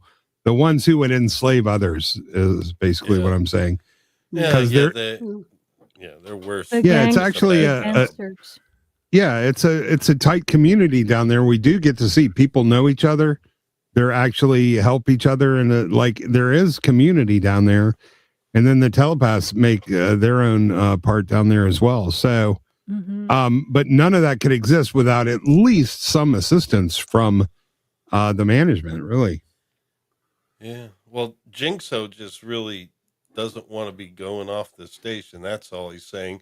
And then Aldous Gaiic said something to the effect of, Onbuds Wellington, might I have a bit of a talk with you? I don't know. I forget what he said. He said something British. He said, "Can I'd like to be a witness for the defendant." No, he already was brought in for that. Oh, wait a minute. No, speak on behalf of the defendant. No, he wanted to just approach the bench. He didn't say that he was going to be witness. He just wanted to approach the bench, and because he's British, Onbuds Wellington grew up with him in grammar school, so they're going to get together and have a bit of a chat. And you see, he summons him like this. Come. And so they have a bit of a chat. They have a bit of a chat there. Now, you don't quite hear it, but basically it just, the scene actually in between there goes to other glances of people. Like Garibaldi's been given a lot of looks throughout this whole thing. But anyway, we go back here where Wellington says, okay, I guess I've taken leave of my sanity, and I'm about to rule something here, that he never thought he would. But he's going to basically put Jinxo in the custody of Aldous Gaiic, remedial custody, as it's called. I guess it's like, all right, this guy's going to make sure you behave, and you're going to basically be... He's going to rehab him, yeah. Yes. And I think it must have been the British connection there. Otherwise, who would do that? Well, he does say he's taken leave of his sanity. I mean, but he's like, oh, you're looking for the Holy Grail? Oh, my great-grandfather did that once. Yeah. He almost found it, but I don't know. But we always told him that you're never going to find the Grail in Cornwall. But anyway. It's an attempt at a joke there, but no, Cornwall's actually quite beautiful. It'd be one of the places I'd like to visit. All right. And here we have... Tintagel for starters. What did you say? What was that, Colin? It's got Tintagel for starters. Tintagel. Tintagel Castle. Oh, yeah. Now I remember. Yep. Yes. And the beaches. Not necessarily just just seeing beautiful sandy but rocky beaches, and you can mine copper there. Tin. What was that in the Browns show before? You were saying something about coal mines, that like apparently there was an argument as to whether coal mines are popular places to work in or not. My grandfather was a coal miner, and he did not survive the experience. Oh, well, apparently if you according to a new film, what's the Queen of Coal, where they got some guy who becomes a woman, and they won't let him work in the coal mines because he says he's a she. Mm-hmm. Oh, I don't know. Well, there is the job as a canary, of course. Yeah. Well, anyway, we are seeing Jinxo leave, but not before Deuce gets a word in. Yeah, the gravitas is different. You get... the character and the role being played is quite different, but Sanderson, he really came across as Deuce just right there. And not at all like Daryl. All right. So anyway, that he's up next. Wellington calls him up next, but of course he calls him by his real name, which I forget, not Deuce, and is basically... There needs to be evidence presented, because the evidence that Garibaldi submitted already is not enough. They need witness testimony. And this is the key to the down below problem. We need witnesses. And, he doesn't say that, but I'm kind of like putting that out there. This is why Down Below still continues to be Down Below, because the criminals don't get outed, I guess, and those that try to get mind wiped. So anyway, basically, Wellington has to dismiss the case and basically let Deuce walk until there's more evidence. And then we get to see Jinxo and his new custodian, I guess you could say, Aldous, and they're walking around. And Aldous would like to know, where did you get this name, Jinxo? And basically, you're probably laughing at me and stuff. And he's like, I'm not. Oh, wait a minute, wait a minute. No, no, the conversation starts differently. Look at this. Yeah, basically, but it's basically that situation where Aldous seems to have more respect for Jinxo than Jinxo has for himself. Um, Jinxo's not laughing at him being a Grail quester either, really, or anything. He doesn't think it'll pan out, but he's like, no, I'm not laughing. And, he's like, in 200 cycles, I got to pay off this Deuce guy, or else they're going to kick me off the station. And if I get kicked off this station, the Babylon curse will happen. And that means everybody's in danger.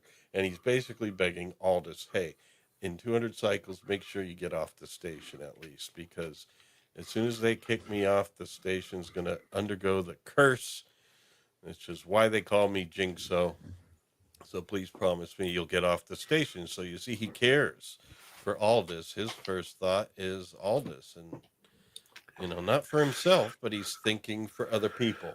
Get off the station so this mistake that they're about to make doesn't affect you. And Aldous is like, I'll deal with that if the time comes. But for now, how did you get this name, Jinxo? This curse? And that's when we talk about the curse. And I think I know they do have a sit-down chat about it. And right now my slide controls are covering up the sentence. I don't have the curse. I am the curse. And I think, they go to commercial break here, but it comes right back to it. I'm just trying to make sure I get on the right thing here just to talk about the curse. But anyway, they are talking about the curse here. Basically, all the previous Babylon stations, Jinxo worked on them. Even Babylon 1, the first one. And basically, in all cases, they're all slightly different, but he talks about times where he went to work on it and then when he left, either to go on leave, to go on vacation. In the first couple stations, he did it early on, where he took leave, and then the stations had problems, and I think the first two were sabotage. But it was thought of, well, hey, it happened right after you left in both cases. So you see a pattern coming. He thinks he's a jinx, and he's a curse. He's starting to get that idea. Then Babylon 3, same type of thing. He stays there, I think, till the end, and then something happens at the end. And then Babylon 4, which is of course the previous one, and we'll find out much more about that later. But Babylon 4, he really stayed to the end, and the station was finished, and when he was leaving at the end, he saw it wink out. Little did he know what was going on there. But in any case, he thinks he's a full curse. That's why he feels he has to stay on Babylon 5 for the remainder of his existence, or else, the station will be doomed and all the people on it. So it's one of those things where he really is thinking about others, not himself, because he's not worried about what's happening to him in any of these cases. And I think that's something that Aldous picks up on, and let's see, I wish I was leaving on the shuttle, he wishes he could leave, but he can't. And then that's when Aldous says, I think you've got it backwards. You're actually lucky. You're not a jinx. You're not a curse. You were exactly where you needed to be at each of those points in time because you escaped what was, what happened to everybody else. You're the lucky one. And, I think he also mentions, and how good of a person you are to care for the other people and everything. But, you know, Jinxo never thought of it like that. And I think this is why he was cast, for that smile right there. That's the smile that got Jinxo. Well, Tom Booker cast as Jinxo. I mean, did he have relatives in the Know. production? I don't know. I mean, Istafobos knows. Yeah, well, everything. Istafobos knows many things, but I don't know if he knows that. Yeah, no, I like I said, I think the idea is that, sometimes you see a quality in somebody during an audition and you assume you're going to be able to capture it. And maybe it was just that one thing right there, but he was sort of unable to do the other things really required of him. I mean, it's not terrible. And, I didn't really think of it much until Liza brought it up, but she's not wrong. It's kind of like he's a little bit goofy, but,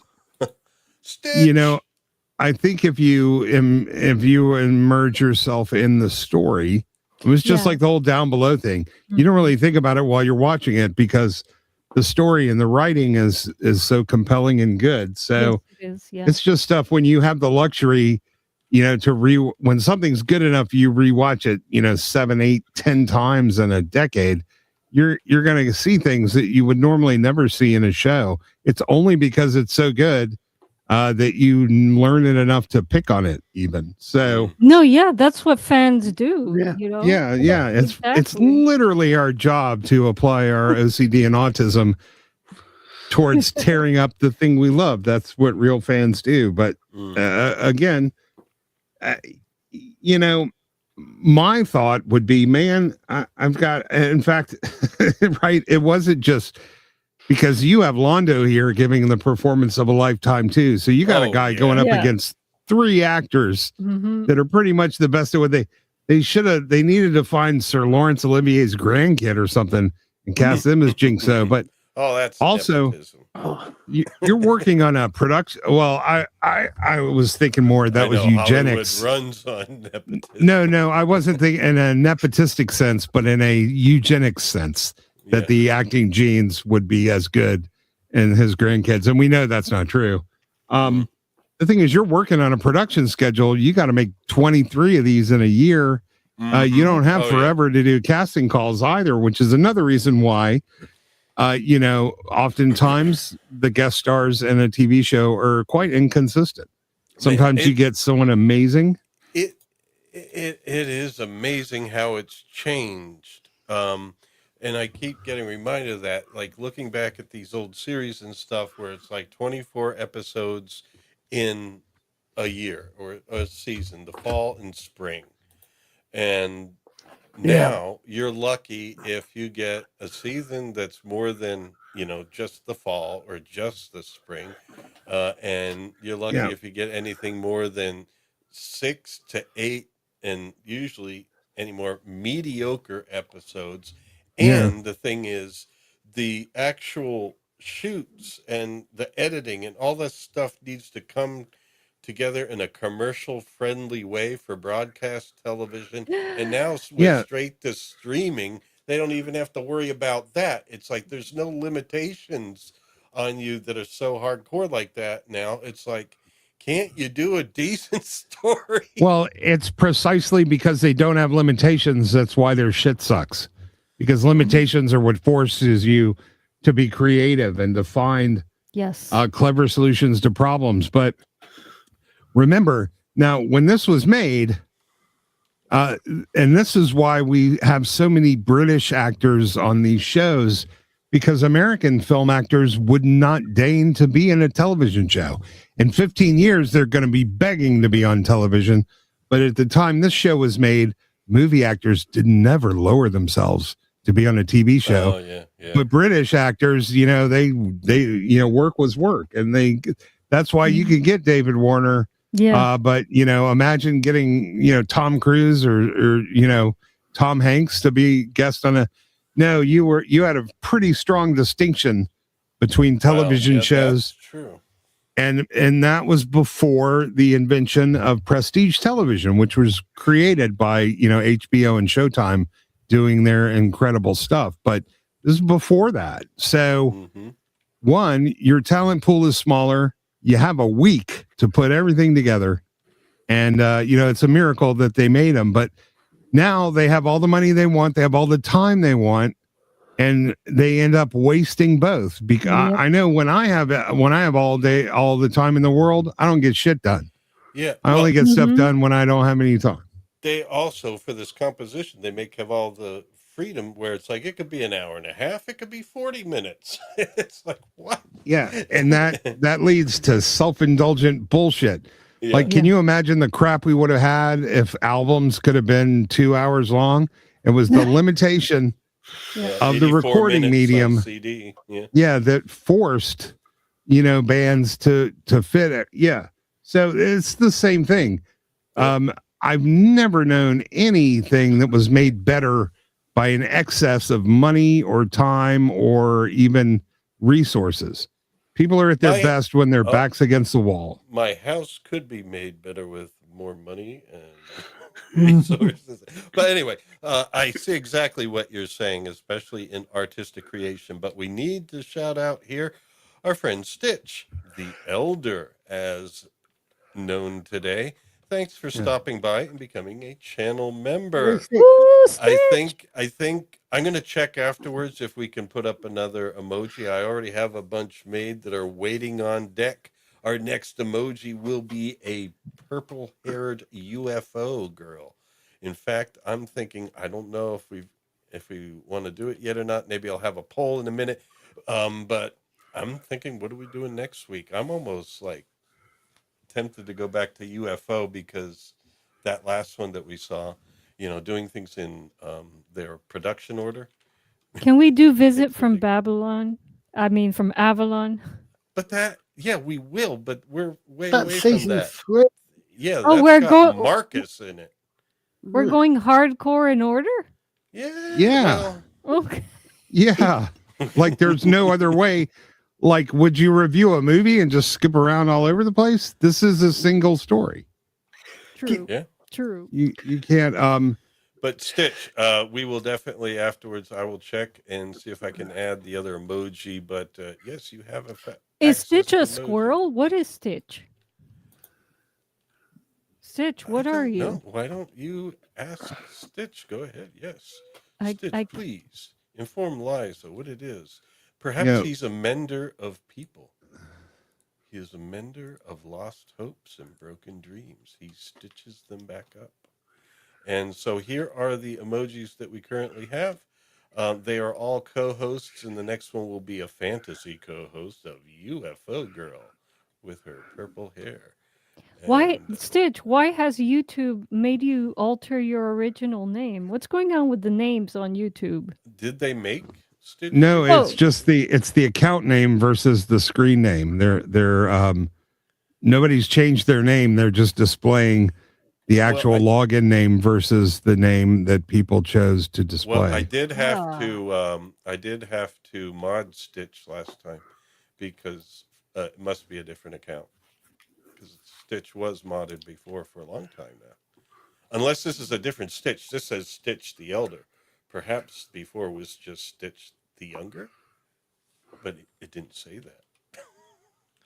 Stitch. Oh, Stitch the Elder doesn't get around much these days. Yeah, I'll. I'm sorry.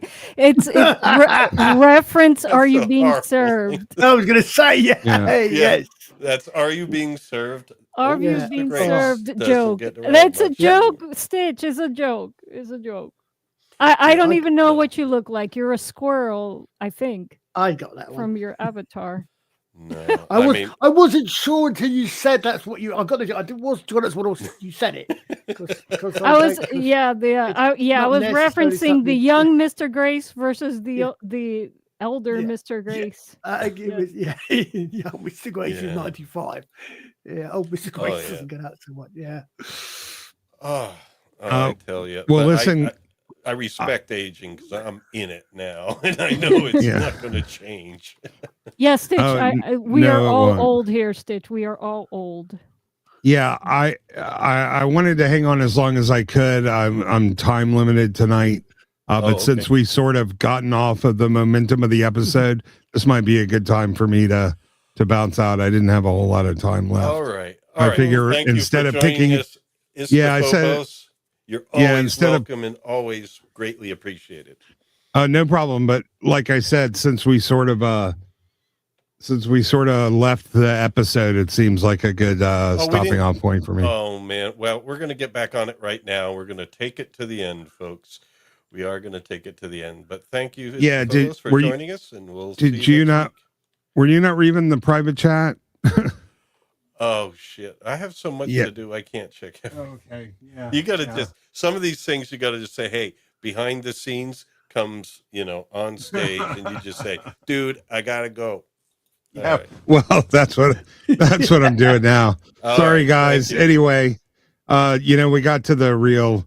The amazing part of this episode was the way David Warner turned around looking at Jinxo's problem, and that works actually for a lot of things in life. And I've had many a conversation with people that thought they were very unlucky, and I explained to them just how lucky they were. Mm-hmm. And it actually is something, it's a piece of wisdom that you can carry on into your life and share with other people. It was really it was an amazing twist in this thing, and that's why it's, despite maybe some inconsistency through the rest, it's one of my favorite episodes. So yeah. All right. Yeah. It was definitely Warner's time to shine in this interaction here, and So if I can, I will pop back on to catch Londo because he's freaking awesome in here. All right. Oh yeah. Yes. Oh, yeah. All right. Well, in any case, folks, just to reiterate what he said, it's something special here. There's a lot of times in my life where I'm just like feeling really down and everything, but I do at least keep that in mind that there's people suffering a hell of a lot more than me right now. And it doesn't necessarily make you feel better in the grand scheme of things, but at least maybe if you take your perspective off yourself a bit and include more that, hey, we are all suffering. One thing that does come out of that more is that you tend to get over some of the differences a little bit more easily. I know some people maybe make it really hard to get over differences, but it's like, all the problems that are stirred up and kind of generated by the powers that be could kind of be put on pause if we realize, hey, we're all in this human condition thing together. We all come into this life with one realization that it will end one day. We don't know when, we don't know how, and no wonder we're all crazy. Well, I mean, apart from that, I think to myself, when I start getting a little down and depressed, because it happens to everyone. What kind of sort of pulls me out is like, you know what? All things considered, I can work with what I got. Yeah.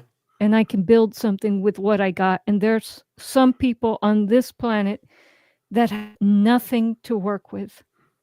And so, and nothing to help them get them out of the situation they're in. So in that, like Aldous says, you need a change of perspective. You are actually very lucky.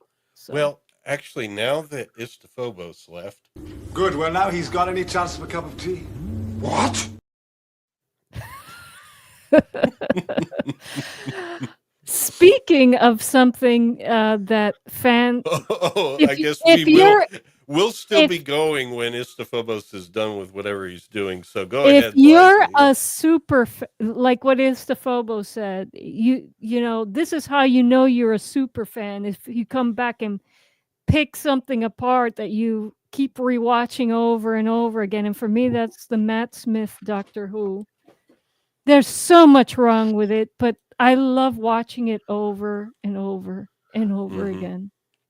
Yeah, there's just yeah. we were pointing out some things last night because we were rewatching season 3. What was it? Asylum of the Daleks and everything Yes. with Oswin there and everything. It's like, and then they did this, and then and they basically prized the feels over everything else. All this stuff that gets you emotionally moved and everything, and you forget some of the things like, all right. So was it that it was a fixed point in time that the doctor had to die, or the test selector had to get burned?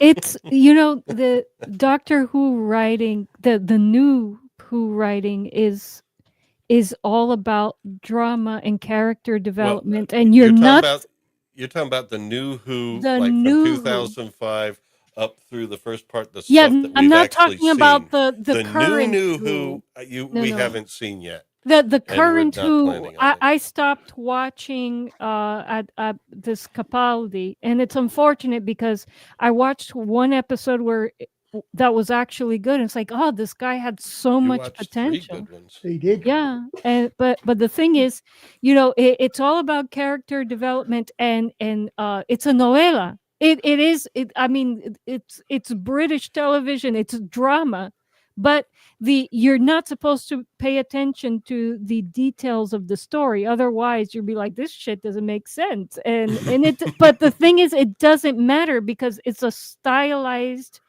thing. Yeah. That's And right. I appreciate it for what it is, and As I long find as it's not yeah. too glaring and doesn't There break its own hasn't been lore any too Doctor Who much. since 2017, so don't worry. Yeah. In 2017, is that around the Matt Smith era? There No, hasn't been that's any. after. 2017 is when Peter Capaldi left, and there hasn't been any Okay. real Doctor Who since then. My we did- timeline on Doctor Who is all messed We up did because see that Christmas episode where Yeah. Capaldi left, and it was like there was so many issues with that. It didn't feel like Doctor Who as it had been.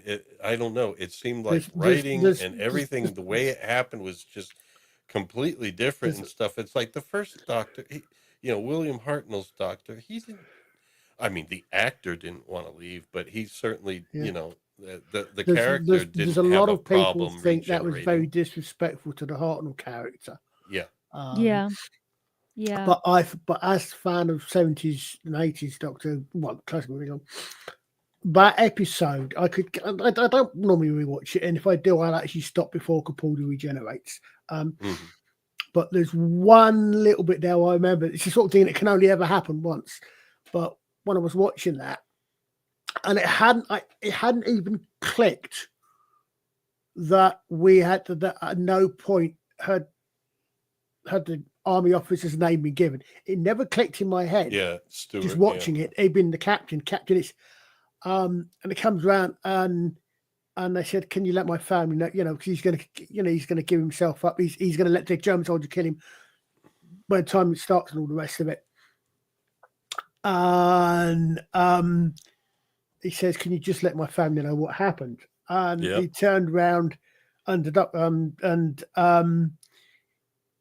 doctor turns around and says, "What's your name?" And at that instant, I knew what that name was. At that instant, there was only one name that guy could have.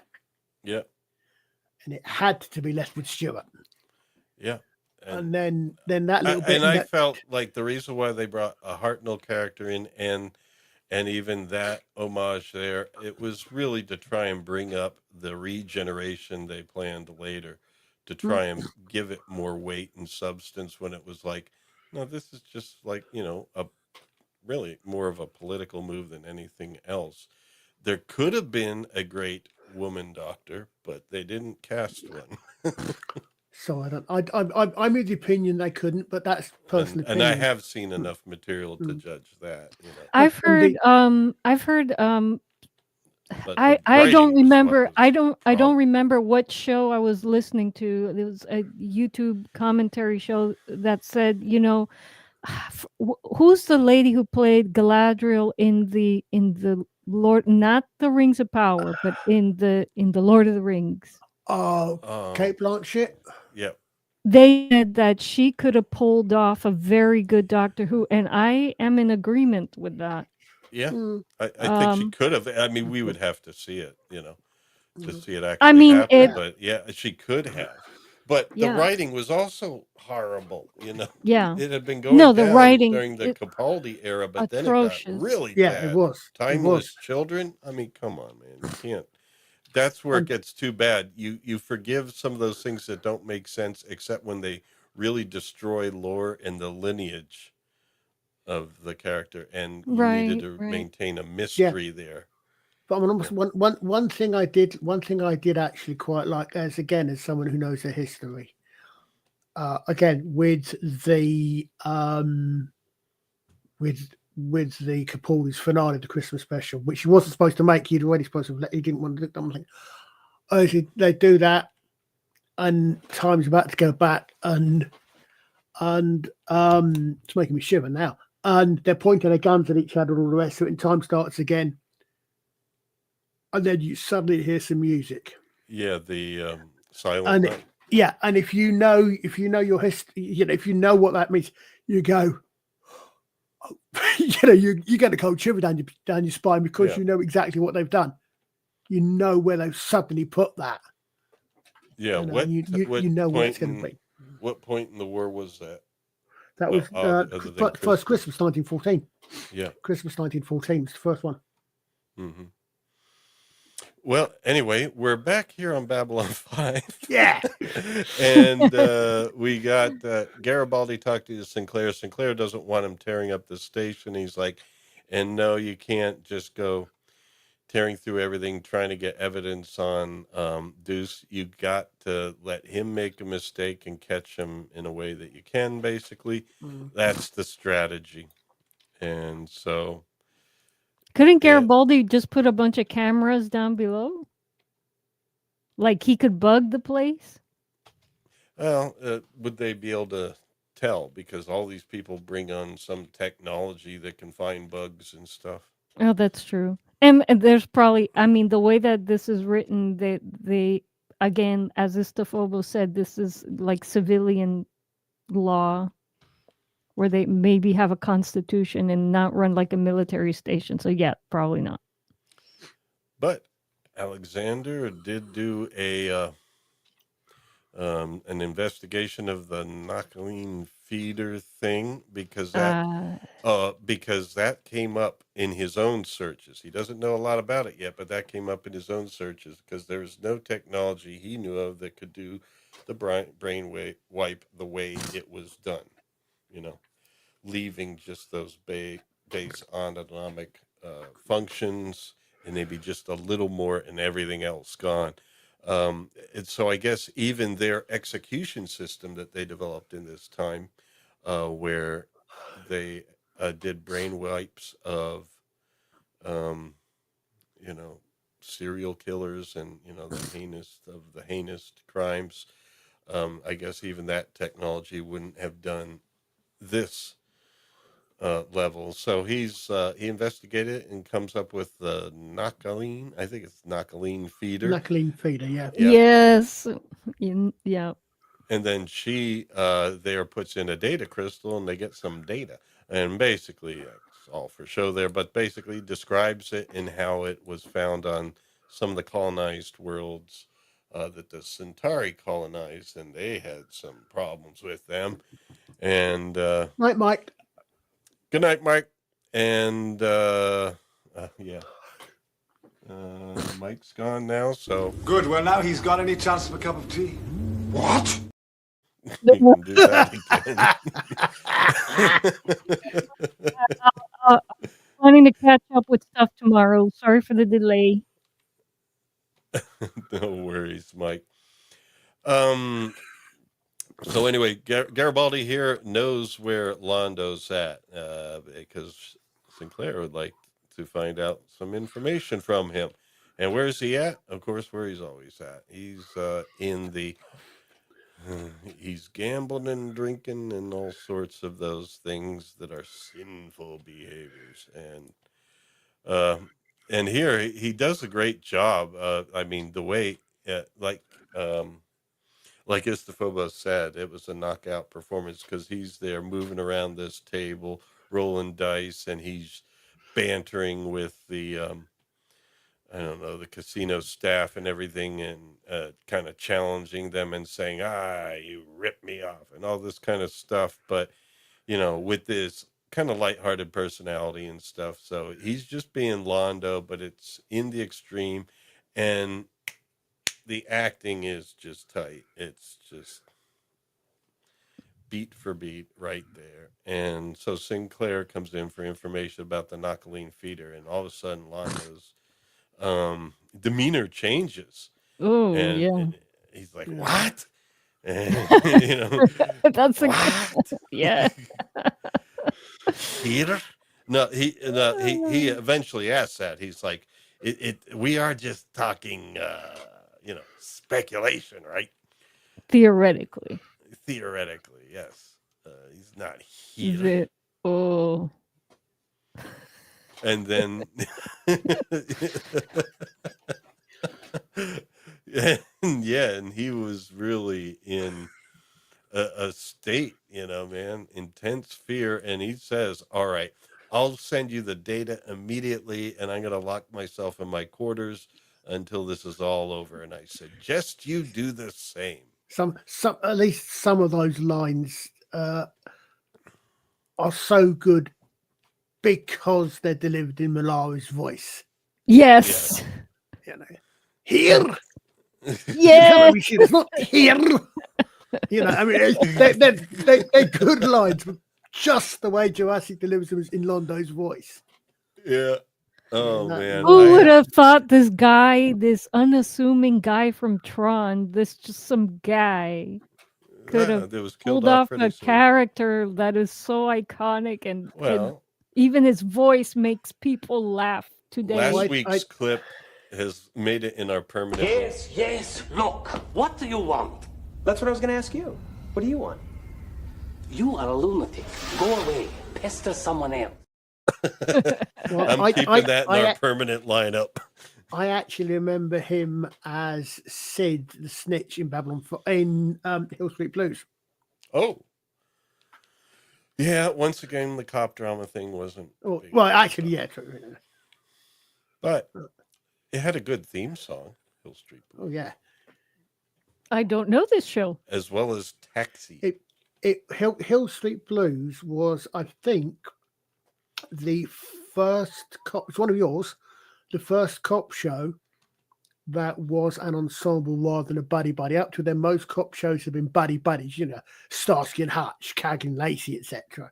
Whereas Hill Street Blues actually had an ensemble cast where you had your lead characters, but you had about 7 or 8 main characters in the credit titles, and the stories evolved around. All of those had good storylines, and then from that you went on. You got NYPD Blue after that.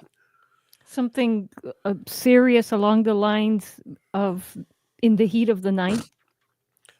Well, yeah, it was serious. Yeah, I mean, it was. I think it was supposed to be based in New York. It was never said what city it was meant to be, but it was apparently American viewers realised it was meant to be New York, but it was the Hill Street precinct. And you had cops. You had 1 or 2 of the characters.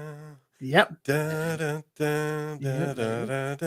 And you had, because you had one of the main characters was the public defender, so you had the cops, you had lawyers, you had David Caruso had a role in that as an Irish gang leader. And quite a few people in it that went on to have bigger careers. Not including David Caruso in that. Yeah. Just out of curiosity, is anyone out there also a fan of Walker, Texas Ranger? We're now Liza I remember says that in somewhat jest, because she doesn't really watch much of any episode. She just likes that theme song. No. My parents used to watch Walker, Texas Ranger, and I would catch. But that's not you. And Kung Fu with the guy who that's played Kill Bill. Yeah, Though David Carradine. that one was actually more of my favorite. Oh Than, yeah, well, Look but before they yeah, cannot be seen. one Listen before they cannot be of these touched. days, just to mess around, I am going to overdub the Enterprise theme with the Walker Texas Ranger. And it will work better than the Patch Adams theme, I guarantee. the eye of the archer will be Rangers. upon you. It will work Well, it's better. Jeffrey Archer, so the eye Well, of the that's okay. archer No, will be you think about it, upon then, you. Lisa. I've got a better one for you. Okay. Walker, Minbari Ranger, Walker Jeez. and LeShock. Walker and LeShock. Exactly. Walker Don't and they make a LeShock. joke about that later? Somebody says he's a ranger and it's like, where are you, from Texas or something like that? Yeah. Oh, It yeah. was Oh, some yeah, guy yeah, from yeah. down below said Yeah. that to Minbari. Yeah, I don't Yeah. know if it's a Walker connection, but the Texas Ranger there, because I mean Texas Rangers are well known, even I think Yeah, without the TV show. But yeah, Yeah, no, this was but yeah, Walker Texas Ranger was late '90s too. So I Ooh, don't know. Stitch But liked my shows too. He liked Kung Fu and Walker, Texas Ranger. of course, well, Kung Fu is great. Walker Texas Ranger. I'm not saying it was bad Ah, or anything, so- but Chuck Glass Norris is Hopper. awesome. Come on. it was. Grasshopper, Master Pole with the ping pong ball eyes. I saw. Apparently, what I didn't know for a long time, I only heard a few years ago, is that apparently Kung Fu was originally written for Bruce Lee. And Ooh. Bruce Lee and David Carradine got the role because they didn't think that a Chinese actor was well enough known or something along those lines. I only heard that a lot later after what's the series, but Really? I Yeah. always thought he had some descendants, but I don't know any better. So I don't know about the history or the background of any of these actors. Just pick up things here and there Yeah. from people who know. But wow, I didn't know that. Yeah, I Interesting. always thought at the time it was a little bit strange. You thought that someone would be some sort of Asian, but Well, I mean, well, the Karate Kid wasn't. So yeah. yeah, but if you're going to play, was the character born in China? Was he supposed to? Again, I don't remember the backstory of the father, the priest kung fu guy. I don't know. He was certainly supposed to be he's certainly grown up in China, but So his honestly, no. parents were American, but he grew up in China. Possibly Something like that. it may have been. I don't know. I don't remember his Possible. backstory. I mean, I well, remember you can loving the ask show. Gemini right now and share it with Oddly enough, there was a short series of books I remember that came out about the same time, which I read, called one was Son of the Flying Tiger, and it was about it was a kung fu type thing, and basically it was, but in that particular case, the character was the son of one of the Flying Tigers in World War II, one of the American pilots fought in China in World War II. Okay. Lawrence, it's all related. We're talking 90s television here, right? I know. And Dr. I Queen even Medicine Woman. Let's throw that in there too. Oh, please. I'm sorry. I gave up on Mr. Brown. I gave up on Brown and the entire Brown Alliance when Jane Seymour got kicked out of the Top Hotties. Oh no. Yes. Jane Seymour got kicked out. Way too, no. Despite the fact that I kept saying, I kept saying, live and let die, live and let die, live and let die. Mm-hmm. Down, down, down, down. Yeah, that was a good one. There was a kung fu in the 90s. Well, Liza, look it up. Find out. I think they did a remake of Kung Fu Continues or something, didn't they? Right. There was a kung fu in the 90s where the guy who played Kill Bill was the kung fu guy, kung fu priest guy, and his son was a police officer. Oh yes, so there was. One yes. I'm talking. Yeah. If there was the one before, I didn't know that there was The original was David Carradine's Kwai Chan Kane was a Shaolin monk who basically he kills a member of the royal family, and he gets kicked out, and he has to flee to America, to the west coast of America, when you've got a lot of Chinese people there working on the railroads and the rest of it. And he wanders all the way across. Okay. He wanders all the way because that when it starts, that's the one that starts the credit. The opening credit titles of that, for example, they show him learning, and they've got this very famous. But he starts with rice paper, and he's walking barefoot on rice paper, and as he gets better and better and better, he leads no marks. And then at the very end, he gets the they've got he walks out and they've got this cauldron of burning coals, and he puts his arms around it, he lifts it, carries it and drops it, and then he goes out and he just drops into the snow, because what it's done, it's got on each side of the cauldron, so he's got a burn mark on his left arm, and one of which is a tiger and one of which is a dragon. And you see that every time, and he keeps his arms covered. What I call, that's interesting, Scott, that it was Brandon Lee, because if that was that his father was supposed to be the original, what was supposed to be original Kwai Chan Kane, that's interesting. But what you got is because he kept his cover, because whenever he's in America, but if his sleeves come back and any of the Chinese characters see his scars, they know he's a Shaolin monk. That was sort of that sounds like a good backstory, and I think that could make for, well, it obviously did. Yeah, that's the one that I think that Bruce Lee, as I understand it, Bruce Lee was supposed to have the role for, or was written for, but didn't get it because racism in some ways. Wow. Well, yeah, and also just the kung fu movies being their own thing. Well, yeah, exactly, yeah. But if you're going to do a series called Kung Fu, it's almost like, how can we take this and do it in a way that isn't Kung Fu? But I mean, that still sounds like an interesting idea, at least. I have to check it was very much in the vein of things like The Fugitive or The Incredible Hulk, where he wandered around. He was wandering around the Wild West, or the dying-ish Wild West.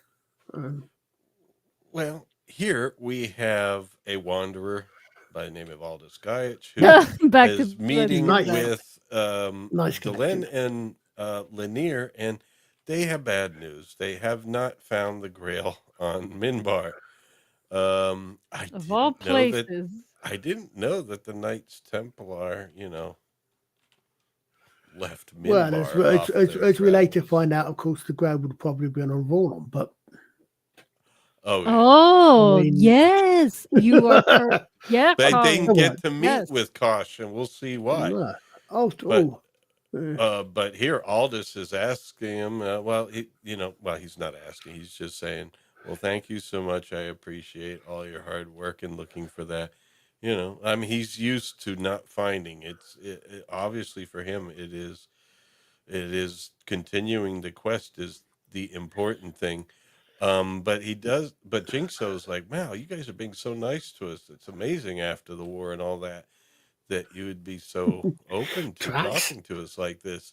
And that's where Lanier says, well, we have two castes. Well, he doesn't mention the workers. He just says the warrior and the religious. This is not something the warrior caste would understand. It is not their way. And then Delenn says, well, we're just not going to tell them because we don't want them to be confused or something to that effect. We'll spare them the confusion. There was actually an interesting factor. I can bring it back up again on IMDb. A slight difference to, I mean, it may be two sides of the same coin to what Ista was saying earlier on about that, where they were saying that at the risk of minor spoilers for spoiler on it, that the two Minbari casts were supposed to represent Sheridan and Sinclair and Delenn. The third cast was added when the character of Sheridan was inserted into mythology. So Sheridan was inserted into mythology. Oh, Yeah. they needed another cast, so they added a worker class. because you worker then got cast. Sheridan, Sinclair, and Because Delenn. it had to be in threes. Now that there was like a 3 thing happening because they changed the story. Yeah, Well, I don't know, because at least Istafobos said earlier that But, yeah, I there said were that's a- always yeah, there were always 3. They just left that third one out here because, the casts had been ignoring, Oh. the worker cast, because they were seen as, just workers, their heads down. They build things, they do stuff, but they build Yeah. the spaceships for Oh, the warrior cast. yeah, definitely. They That build that the lot. temples for the religious cast. Yeah, I said because the one that Lawrence had come up with, that Issa said, it was very, very good one. It's the sort of writing you could definitely see Straczynski coming up with. So I'm Mhm. just saying it's an interesting, different Well, take I on the same don't story. know. I wasn't there, No. and so I'm just going on this. But he does say, do these two casts ever agree on anything? And that's when one of the great lines comes up where, yes, and when Yes. they do, It is a terrible thing. hmm because if you think about it, anytime in any kind of political system where both sides are going in the same direction, it's usually A bad thing. Now, Yeah, it could be in the Tell me about naming it. of a post office and all that sort of stuff, or, they're going to celebrate, this holiday or something. Fine. I'm not talking about that, or commemorating, people I who don't were know. lost in Naming a something. post office can be a bad thing. Well, yeah, this day and age. I guess. know some horror Yeah. stories in regards to post offices stealing a part of people's land. Oh, well, I that's ain't not joking. naming. That's taking land. Yeah, That's but not- when you're naming a post office, you're celebrating the opening of one. It isn't always a great thing. Private business, people. Private the business. James Savile Memorial Post Office. Go on. I don't know. I don't. I guess you guys name post offices in the UK. I don't know if you do. Or, No, I don't think we do. As such. yeah. Well, let's just Whoa, let now us you can- hope it never happens again in our lifetime. No. Yeah. Yes. Well. So, yeah, you were quoting Delenn there, and yes, we should hope that such predators do not happen again, but they're happening right now. So. Yeah.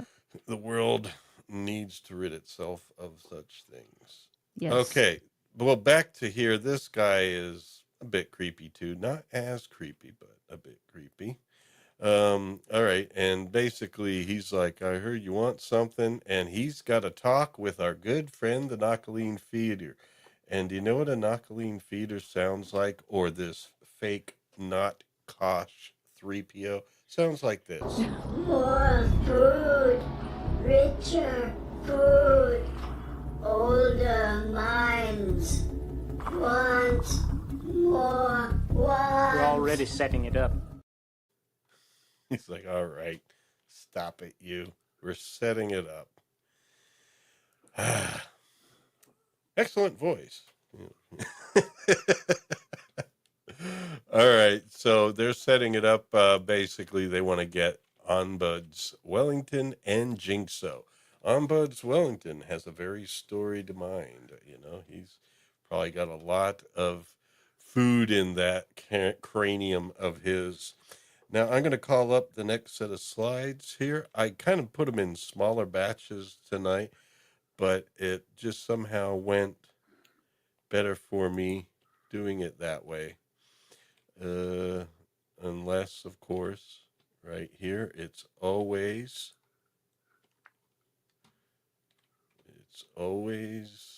a treat to get the right batch at the right time. Okay, so we have a meeting going on here about the Knockaline feeder. Sinclair reports back that, yes, Malari was in quite a hurry to get back to his quarters, and he gave me all the information right away. We have everything we need about these Knockaline feeders, and so, Garibaldi's like, basically, he's going to get right on it. I don't know that there was anything. Oh, yeah. Stephen Alexander, the doctor, does radio in to provide, I guess, a little bit more information now that he's No, got it's the... Stephen Franklin. Wrong one of your presidents. Yeah, Stephen Why Franklin. the hell did I say Stephen Alexander? Wrong I president. don't know. Stephen Alexander. Your logical being Hamilton. Yeah. Well, Alexander Wasn't Hamilton. Hamilton Yeah, but black that's a according to the president. This is a musical? doctor, and Yeah, his name somehow it mixed up in your brain. is... Well, yeah, why? Oh, his name is Alexander Biggs, right? Yeah. No, Is it's it? Richard actor's Biggs. It's name. Richard. Oh, Richard. shit, not even that. Why the hell am I putting the name Alexander on this character's name? Dr. Franklin. Dr. Franklin. Yeah. Maybe Dr. Okay. Franklin also had a ragtime band. I think I said that once earlier tonight, and Istophobos was just quiet. Yeah, I heard that. And I thought too. It's like, well, I'm not going to say anything right now, but Stephen Alexander, and there is a Stephen Alexander. Isn't that the actor that plays? No, that's Jason Alexander that played. What's his name? George on Seinfeld. Somebody in the chat, who is Stephen Alexander? Okay. Sorry, Chad. I can't answer his question because I am horrible. I mean, I don't know the names of anyone. I have to look them up myself. So Now, Garibaldi, it's a good thing he watches everything because he saw that Deuce talk to Jinxo in court and seemed to be kind of pressuring him. So he's going to look into this Jinxo guy to see if he can find out anything about these Knockaline feeders, because they've been investigating Deuce, and it looks like something that Deuce might have been able to get on board, but they gotta find from ship manifests and things like that what would have been in the right sector for the colonies where this feeder resides and all that sort of stuff. So they're doing some sleuthing and everything here, and yeah. Unfortunately, my controls are right on top of the subtitles, so I can't even read the subtitles that I've put in just for this he purpose. said he's been hanging out with Delenn too much. Yeah, I think yeah, he had a good line there. What was it? Does it say it there? One man's lunatic is another true Yeah, speaker. because they have to track down Gaiic to find Jinxo, and he's like, asks him about him. It's like, well, one man's lunatic is another man's true seeker. And it's like, you sound like Delenn. Kind of like another quote that comes up later. Beauty in the dark. You sound like a Vorlon. Yes. That was Ivanova talking to Sheridan. After he listened to some monks chanting. He was having Vorlon private lessons is what was going on. Yeah. Of course he's going to sound like a Vorlon. You've been spending more times with these Vorlons. You're starting to sound like them. Yes. Well, there might be another reason for that. I can't remember what point in the storyline that happened, but maybe other reasons why he starts sounding like a Vorlon towards the end. Oh, well, he had... Oh, yeah. Head contact. Okay. So now Londo's in his quarters and Veer is there too. And he was just dealing with his government, basically telling them, all right, this Knockaline feeder stuff, we got to, put an end to it. I don't know what it is, but basically make sure that they're fully quarantined off or something like that. But then he joins Veer here, who's got the True Seeker and his sidekick. It's kind of like Kung Fu. And basically he's listening to him give his spiel, and he's looking for the Grail and describes it. And then, of course, no, Malari is saying, that's going to take some work, and I hope you can afford the fees. But Veer is very helpful, and Veer has done all that work for them. He's Poor basically Veer. Poor and Veer. yeah, but unfortunately, he did not find anything about this Holy Grail, but he did all that searching so they wouldn't waste their time, and it being very friendly and helpful here. And Malari is saying that you are going to efficient us to death for being so efficient. Because, yes, bureaucracies make their money off of fees in so many ways. Like, half of these things, like licenses, are really just fees. Right. Yeah. Veer, I mean, I really what do you call? I lost the word. I remember being in Veer's position a few times in my job where, I was Oh yeah. put to manage a project or and I was very efficient and didn't kind of know the unspoken rules of the organization I was working for and pissed off my boss. We can all if you've been in this position, you can exactly what Yes. Veer is You feeling were right following now. the rules that they gave you, but they didn't tell Exactly, you that. but there's the unspoken political rules of the organization you work for, and in fact, yeah. So I read somewhere that it's apparently there's a line that comes up with that if you see people show at conventions and rest of it, which basically actually is quite appropriate. Fools to the left of me, feeders to the right. Here I am, stuck in the middle with you. And that actually would, you can actually see Londo coming out with that as well in that situation, can't you? Think about it. poor Veer. Poor Veer. Oh well. He should have. I mean, yeah. I I guess don't. he No was calling these spoilers. guys the fools. Oh wow! It looks like Aldous had just whacked him in the head. Yeah, I know it looks like it, but no, it's just the angle. Well, here they're walking and talking, and Jinxo's like, "Why do you do all this stuff, man?" It's like, when did you decide to search for the Grail? And then that's when Aldous talks about this. This is another great part, where he speaks about his journey. He was basically working on Mars colony as an accountant, I believe, or some sort of profession with numbers, mathematics.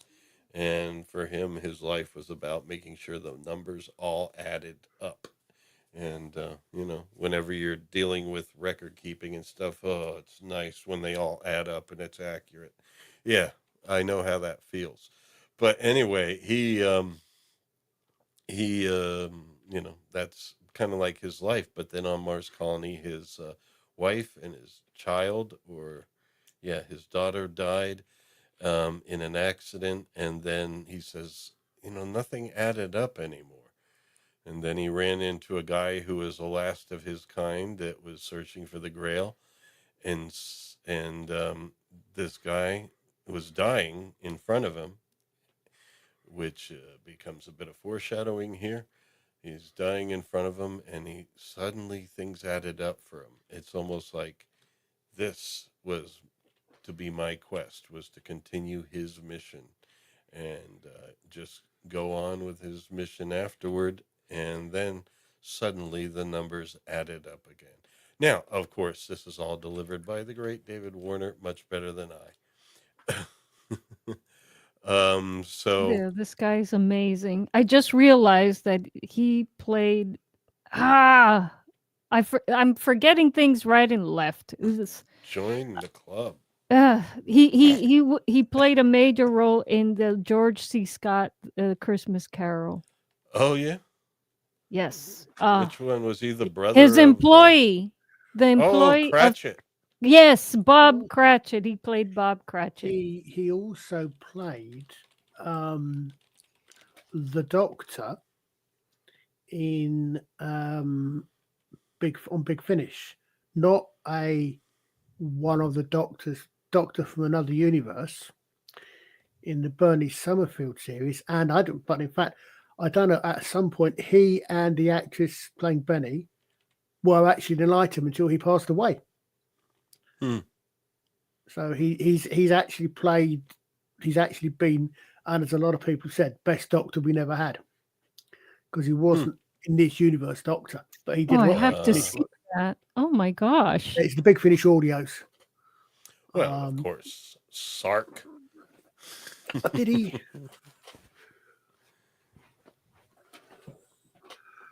Sark, and I forget the name of the guy, the CEO who took over Encore in Tron, but yes, he was the bad guy in Tron. yes, okay. we did that one week. Remember?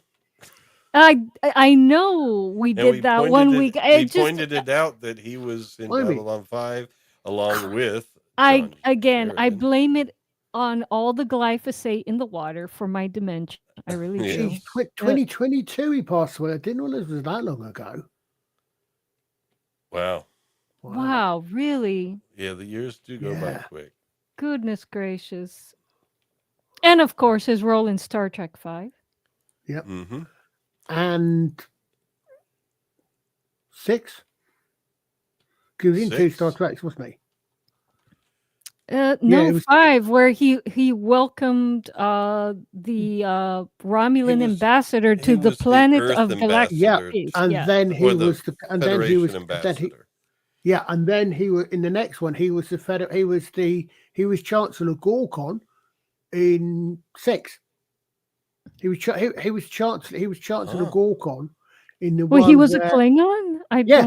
He was Chancellor Gorkon in that was the one that wanted peace, who was assassinated, right? Yeah. Oh, he actually had 2 different roles in Star Trek. Wow. That his lines in 5 deserve a T-shirt. It's like, welcome to the so-called planet of galactic peace. Love it. Awesome. That actually would be a great T-shirt to make. Yes. Welcome to the so-called planet of galactic peace. Oh yes, and then cut and paste. Yeah, but you whatever utopian city or whatnot in the back, and you have it.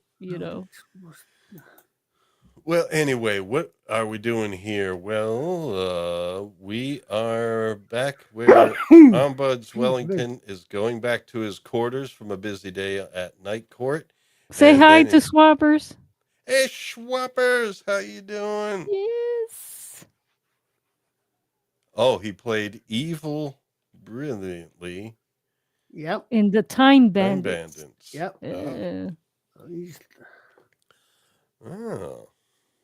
Thank you, Swappers, for. Gotta see that. He was in so many. He's got such a. Well, Wellington just got abducted, and now Gaiic and Jinxo are about to be attacked. In fact, David Warner played 2 different Doctors on Big Finish. I think he played one alternate 3rd Doctor, who actually ended up with a certain military officer as his companion. A certain military officer. Yeah, a certain brigadier. In the Big Finish audio, he ended up in. Yeah, I'm not familiar with it, so you'll have to clue us in on that. Yeah, he did an alternate. They did an Unbound series called Unbound, which was different versions of the Doctor, and he played the Doctor in one where the Doctor never became unit supervisor. But at the end of that story, he ends up in Hong Kong meeting Brigadier Lethbridge Stewart, and he ends up.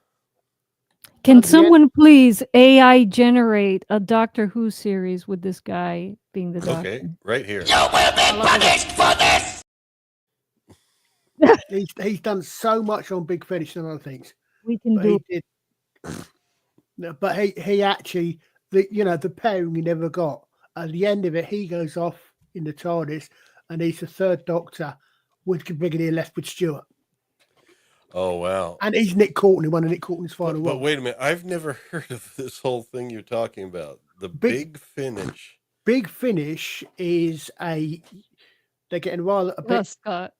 low level woke these days, but Big Finish, it's an audio. They grew out of an early company. They do audio dramas, and most of the stuff has, where possible, original cast members. So, for example, Tom Baker still does. Okay, so these were Doctor Who audio dramas. Yeah, they're audio dramas.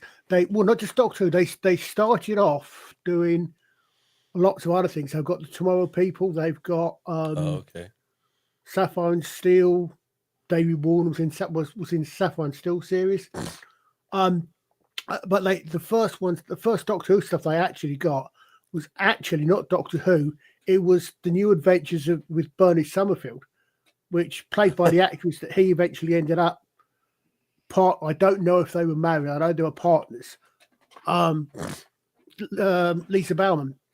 But they've been going for about 25, 30 years. They've got a humongous backlog of catalogue.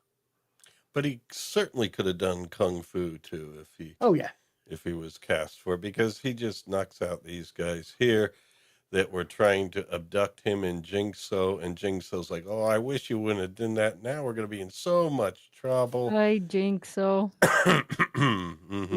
He sounds just like Lawrence.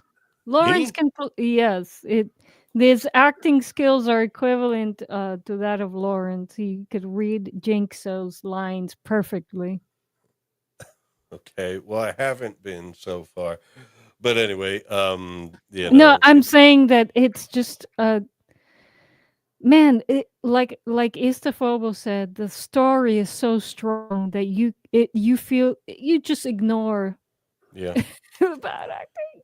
Well, these guys have to put on their masks, and now they're about to see good old Kosh, not Kosh 3PO, but the real Kosh, and that's where Jinxo sees him, and he's like, and he does see a resemblance, so he's all freaking out, and he's like, we can't do this. That guy's gonna wipe our minds. And Kosh is like, who, me?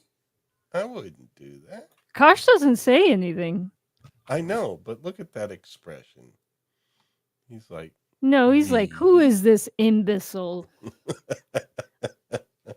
How dare you? How dare you? Wait. Now, they are leaving in a hurry, but that's when you get in trouble, because that's when, well, he's saying, we'll see you later, Kosh. We'll come back. But he's like talking to Jinxo about this, and he starts explaining how Kosh was wiping the minds of people. And then here come the thugs. So there's no time. They're on the run and then got caught. And Jinxo gets away and hides because he's good at that.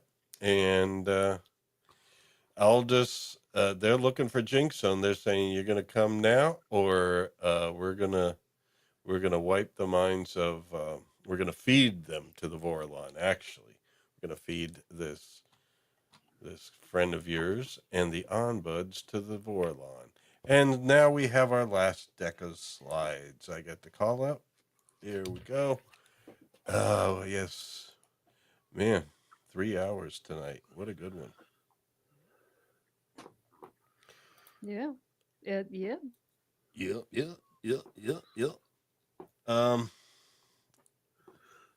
Yeah, I think this is it. I just loaded up the next deck of slides, and no, that doesn't look like it, because that's at the end. How about this?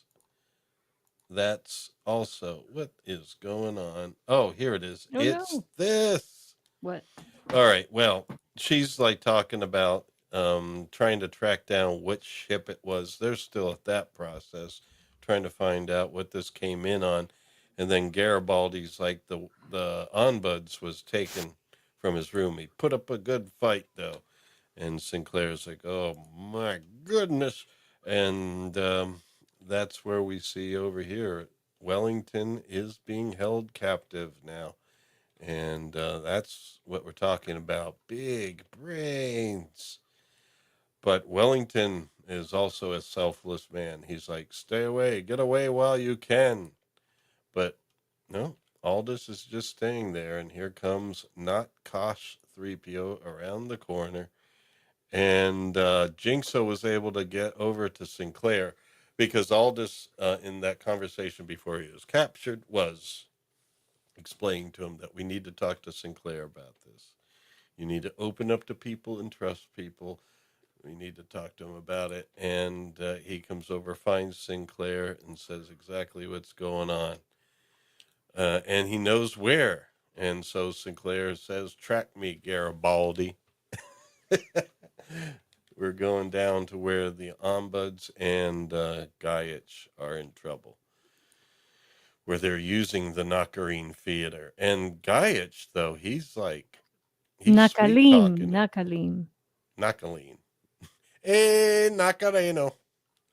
Nakalim theater. You have to think. You think the way that I can- Nakaline theater. yes, exactly. Okay. Well, it's got to lower its head or raise its head, whatever. And there we go. So Wellington gets to see what this thing looks like. He says, there's nothing in the dark but the light. And so he gets the Nakaline to come out and show itself. I don't think Wellington was so sure about that really helping too much. But we see that, now the feeder is looking at Gaiic, and Gaiic just meditates like a monk, and it doesn't decide to do it. It seems to be hesitant, and it's just kind of sitting there until stuff happens, But Gaiic is telling it, yes, there is nothing in the dark but the light. Mm-hmm. I don't know. There's also a hell of a lot of dark in the dark, too. But he says some of those wonderful lines that do at least give it pause, and then he does tell it to come out, and this is where it comes out. There we go. Look at that. That is actually a pretty cool alien there. Yeah, it's one of the creepiest aliens on Babylon 5, this thing. They must have suspended it from strings or something, because they do have it kind of walking around freely in a way. Wasn't part of it early CGI? I don't think so. Yes. Oh, really? I think. Well, yeah, they were experimenting with CGI on. I think as someone mentioned earlier on things like the Commodore Amiga, they weren't exactly massively high spec CGI, but yeah. Wait a minute, but there's some frames where you can absolutely tell that it's CGI. Jonyo, it looks so good. It looks I so know, good. right? I know. And with the tentacles and how it moves, the motion was very important because it doesn't show the bottom, so you assume it's standing on some of the tentacles and using the others as arms. But they don't show that. They keep that out of frame. So they were probably suspending it because the way it moved, it kind of seemed to float almost. Yeah, that's what it is. Right now. But here we have some gunfire as the cavalry comes in. Garibaldi comes in, and Aldous was like, "Oh man, no." He didn't say anything, but you got the feeling that he was trying to manage the situation, and he got the thing to just kind of walk around and not suck his brain. But then there's all sorts of gunshots, and you can never do slides of these very well. Just get some facial expressions and people shooting and firing at each other. And oh no, swappers! That's a Timu Vorlon. It is not a real one. No, yeah, they used the Nakarine feeder was inside a Kosh what would you call it? Pretend encounter suit. That's why we call it not Kosh 3PO. Of course, it doesn't make any other appearances, but it is, in fact, just a Nakarine feeder that these guys were using in that costume just to promote fear and make it think like, oh, Ambassador Kosh is going to suck your brain. But, it's really Kosh has something to say about that later. Oh, but we'll get there. Yes, I do get there. And Okay, so good. anyway, more of the firefight and stuff. And what's happening here? What's happening? There is bad guy Deuce, and the Nakarine feeder comes, and of course the bad Another guy bad guy.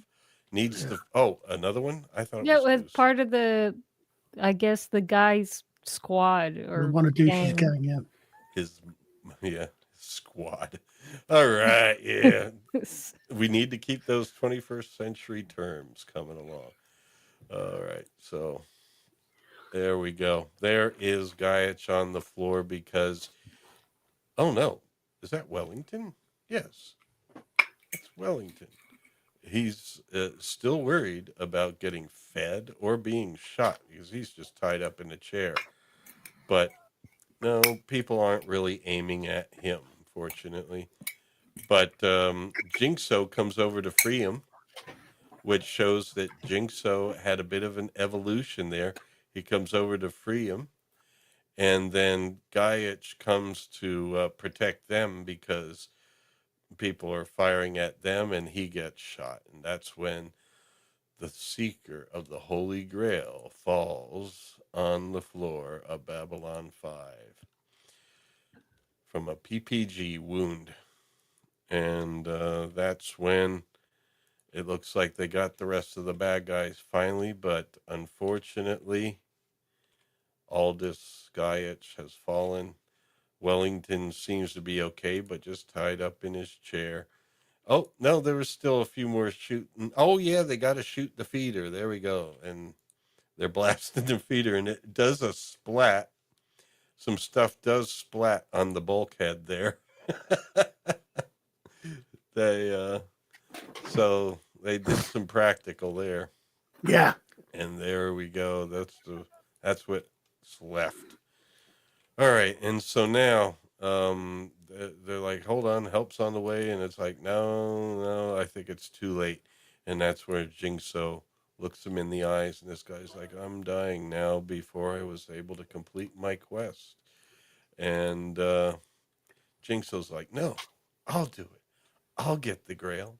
I'll find it. I think he could have said it in a better way before a dying man, but I guess that was the script. And I guess it's just more of that great acting. And then basically, I keep wanting to say Aldous Huxley, but no, Aldous Gaiic asks Sinclair to witness his last wishes, which is to give all of his possessions over to Thomas. He always used his real name rather than the nickname he was given. And Sinclair witnesses his last will and testament. And that's what happens. And so Jinxo... Don't skip over that part. What? He finally sees the Grail at the end. Yeah, I can't see. Yeah, he does see it. We don't. I can see it. I can see the Grail. Well, that's good, I guess. So do you think he really saw it, or do you think it's just... We don't know. That's left open to interpretation. Yeah. It's a matter of faith. He may have thought he saw it in his last moments. Yeah, well, that's the thing. I guess we better find a quest, so in our last moments we have something to see. And then there's I'm also knowing potential there for another spin-off. Jinx, Thomas' search for the Grail. I would watch that. In space. I would watch that so long as Vorlons were a part of this ancient alien type I mean, if they wanted to do been- something today, if someone wanted to do something today, Babylon 5 oriented, they could do that, but they'd have to have a different actor, obviously, probably. Unless maybe Tom Booker is looking well aged and now has his chops and stuff. Who knows? Well, I don't think. I'm sure. It's just somebody you have to start your career somewhere. But that's what It's just the juxtaposition of someone starting with the cast of it's jarring. Well, that's what the continuations of these IPs should be. It should be new things that relate to the old, but they're new, not replacing the old or rewriting it. Exactly. Well, I think it's like so many of these things you've actually got. Babylon 5 is a prime example. You have got a huge sector of the galaxy to play in. Mm-hmm. And you've got, I mean, you've technically, if you think about it theoretically, you've got, I mean, since you're going to have, you're almost certainly going to have a human protagonist. Mm-hmm. You could technically do thousands of years of history. Well, or you've My got friends, thousands okay, so I'm putting the challenge out there. Write a series about Thomas's search for the Holy Grail, and it has to feature Vorlons and Technomages. Okay, putting it out there. Get an AI generator. Just enough to keep people going. You don't want to oversaturate with Vorlons and Technomages. Well, I mean, again, it's a question of he's literally going to be going. I mean, it would lend itself to a Hulk style. Yeah, I mean, they could even Aliens of the Week. They could even explore Drushala through the eyes of the Drazi. Oh yes, Drushala. yes, or somehow involve Jaquan. The Book of Jaquan. The Book of Jaquan. Well, yeah, notice he didn't talk to Jakar. There might be a Holy Grail somewhere in the Book of Jaquan. Yeah. Yeah. Mm. So yeah, okay. So it has to include the Technomages, the Vorlon, and the Book of Jaquan. There it is.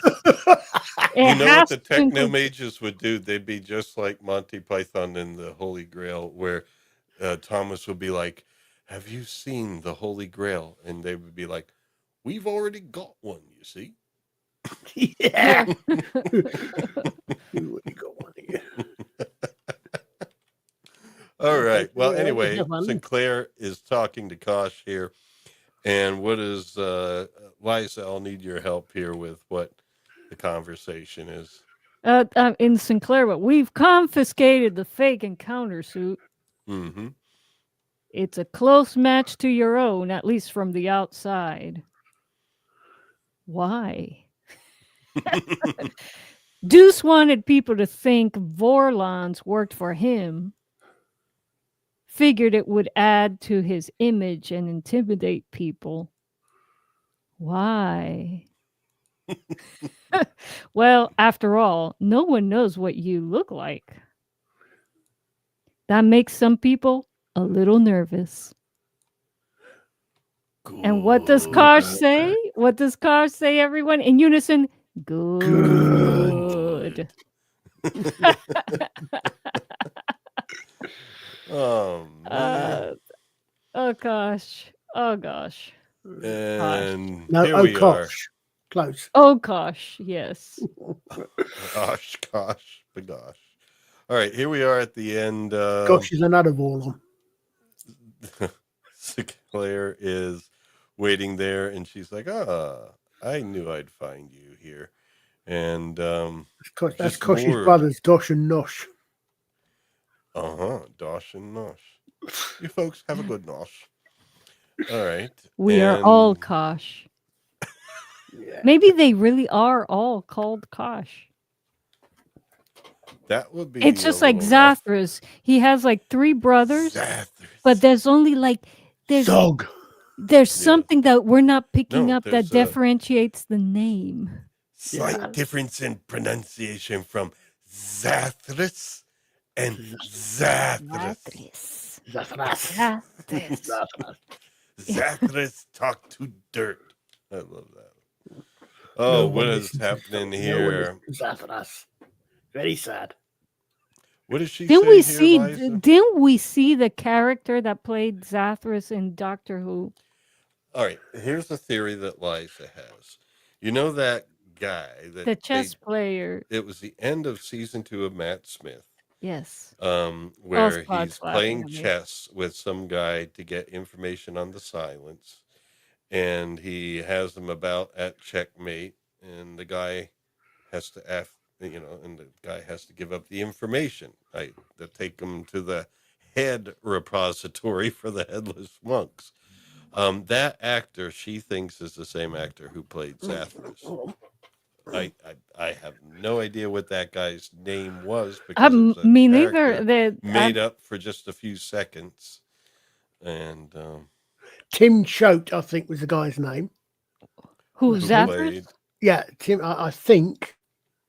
God, literally, we just saw his picture, and I think it's Tim Choate Zathras. Is his CV up online or something? I'm Well, just you looking can it go up to now. IMDb and look for Tim Choate. Is that CHOTE? It looks like his last appearance appears to be about 2004. He passed away in 2004, so I doubt he was in No, Doctor he Who was then. not. Oh. This was before Eccleston was even. Yeah. See, my Doctor Who timeline is thrown off He was because only I did not see Doctor Who as they were coming out. In fact, I didn't see any Doctor Who until I married Lawrence. I had no idea what that was. Wow. What the hell is going on here? Oh, I left the Hill Street Blues theme song playing muted in a browser tab, and now it's on. It just went on to new things, and now it's on Jesus Christ Superstar 50th anniversary in Gethsemane 2023. Okay. I was just wondering, who is this guy singing there? All right, Liza, what does this say? We are closing it up tonight. Liza. I'm trying to put those lines in context. I don't know who's saying them.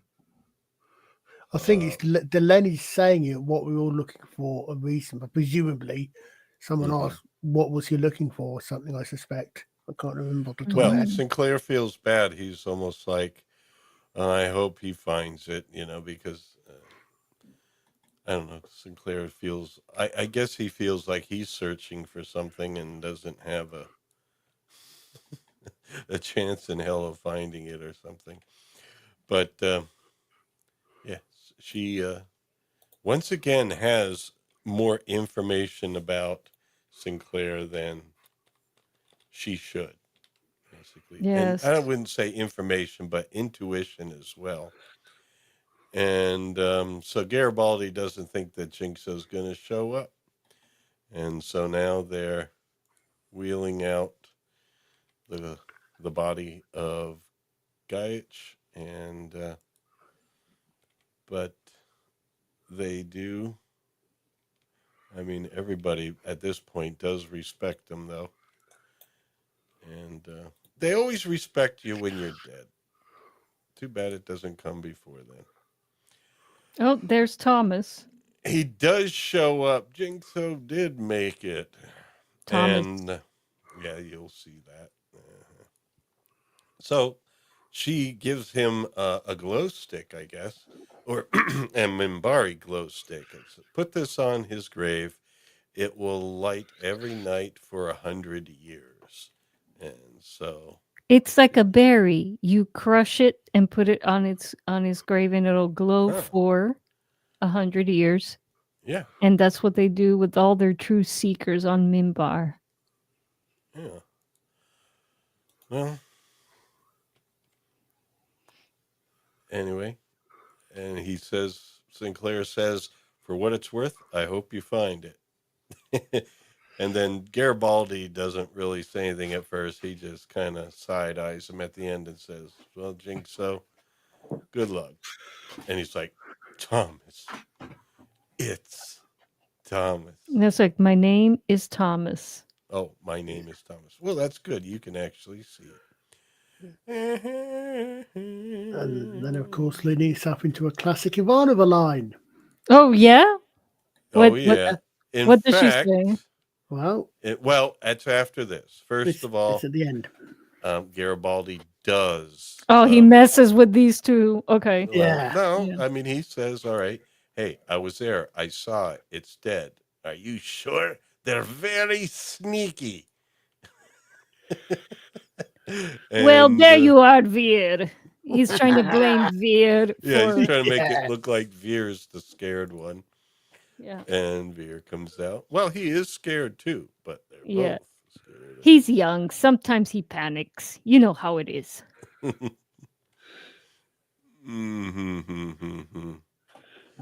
So, what do we have here? Where is it? Where is it? The doctor's dissecting it, yes. Wants Dr. to know how it Stephen moves Franklin, so fast. not Stephen Alexander. Yeah. Franklin, Dr. Franklin, the annoying. Alexander and his ragtime band. Oh, I know why you're thinking Alexander. You're thinking Bashir. Oh. Because that is the name of the actor that plays Alexander Dr. Siddig, Bashir from Deep Space Nine. Alexander Siddig. Yeah. Yes. But no, that had to be a real just bad neurons in my brain, cross-referencing error without my knowledge. Those fibers in my head, I don't know where they go half the time. What is this? Such as? Such as? Poor Veer. He's Wants to learning know a lot how it moves so fast. He's learning lots of things. Such as? Oh, yeah. That basically it doesn't, it moves when it's quiet. So if you hear sound, you're okay. But as soon as it gets quiet, then it's time to worry. Yeah. Basically. So as long as there's noise around, you're safe. But if you ever hear noise, worry. Oh, look at that face. Oh my god. Oh my gosh. Oh, poor Veer. And then you don't see it too easily, but right behind Veer here, we do have Londo sneaking back into his quarters. Yeah. Well, Yeah. Oh, no, that didn't happen yet. It's like, here. All right, good day, gentlemen. That was And then interesting. That Londo was decides, very... I'm just going to head in. Yeah. Yeah, very interesting. And then he heads in, closes the door. Veer's stuck outside. Poor guy. Poor Veer. Oh my god. That's what you get for being efficient. And then on the bridge, they're waiting for Thomas to leave. He's going to be basically going off through the jump gate. Oh, yes. I remember now. Yeah. I do have 2 video clips coming up. It's actually 2, same overall scene, 2 different lines from Ivanova. And basically he's like saying, so when's it going to go boom? He should be leaving right about now, something like that. What about this curse? They're wondering whether they believe in it or not. No, there's no curse.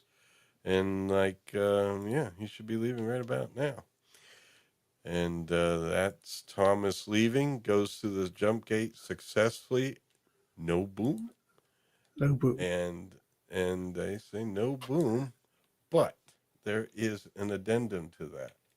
Yes. There is an addendum to that. Yeah. And that sounds like, I want to make sure I get this. Here we go. No boom today, boom tomorrow. There's always a boom tomorrow. There's always a boom tomorrow.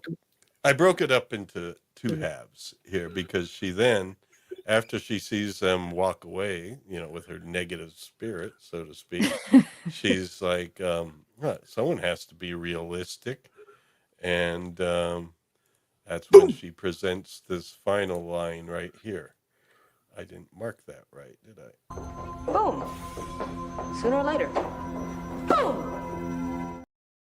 I think I'll keep that my permanent stock of clips here. Yes, Yeah. you must.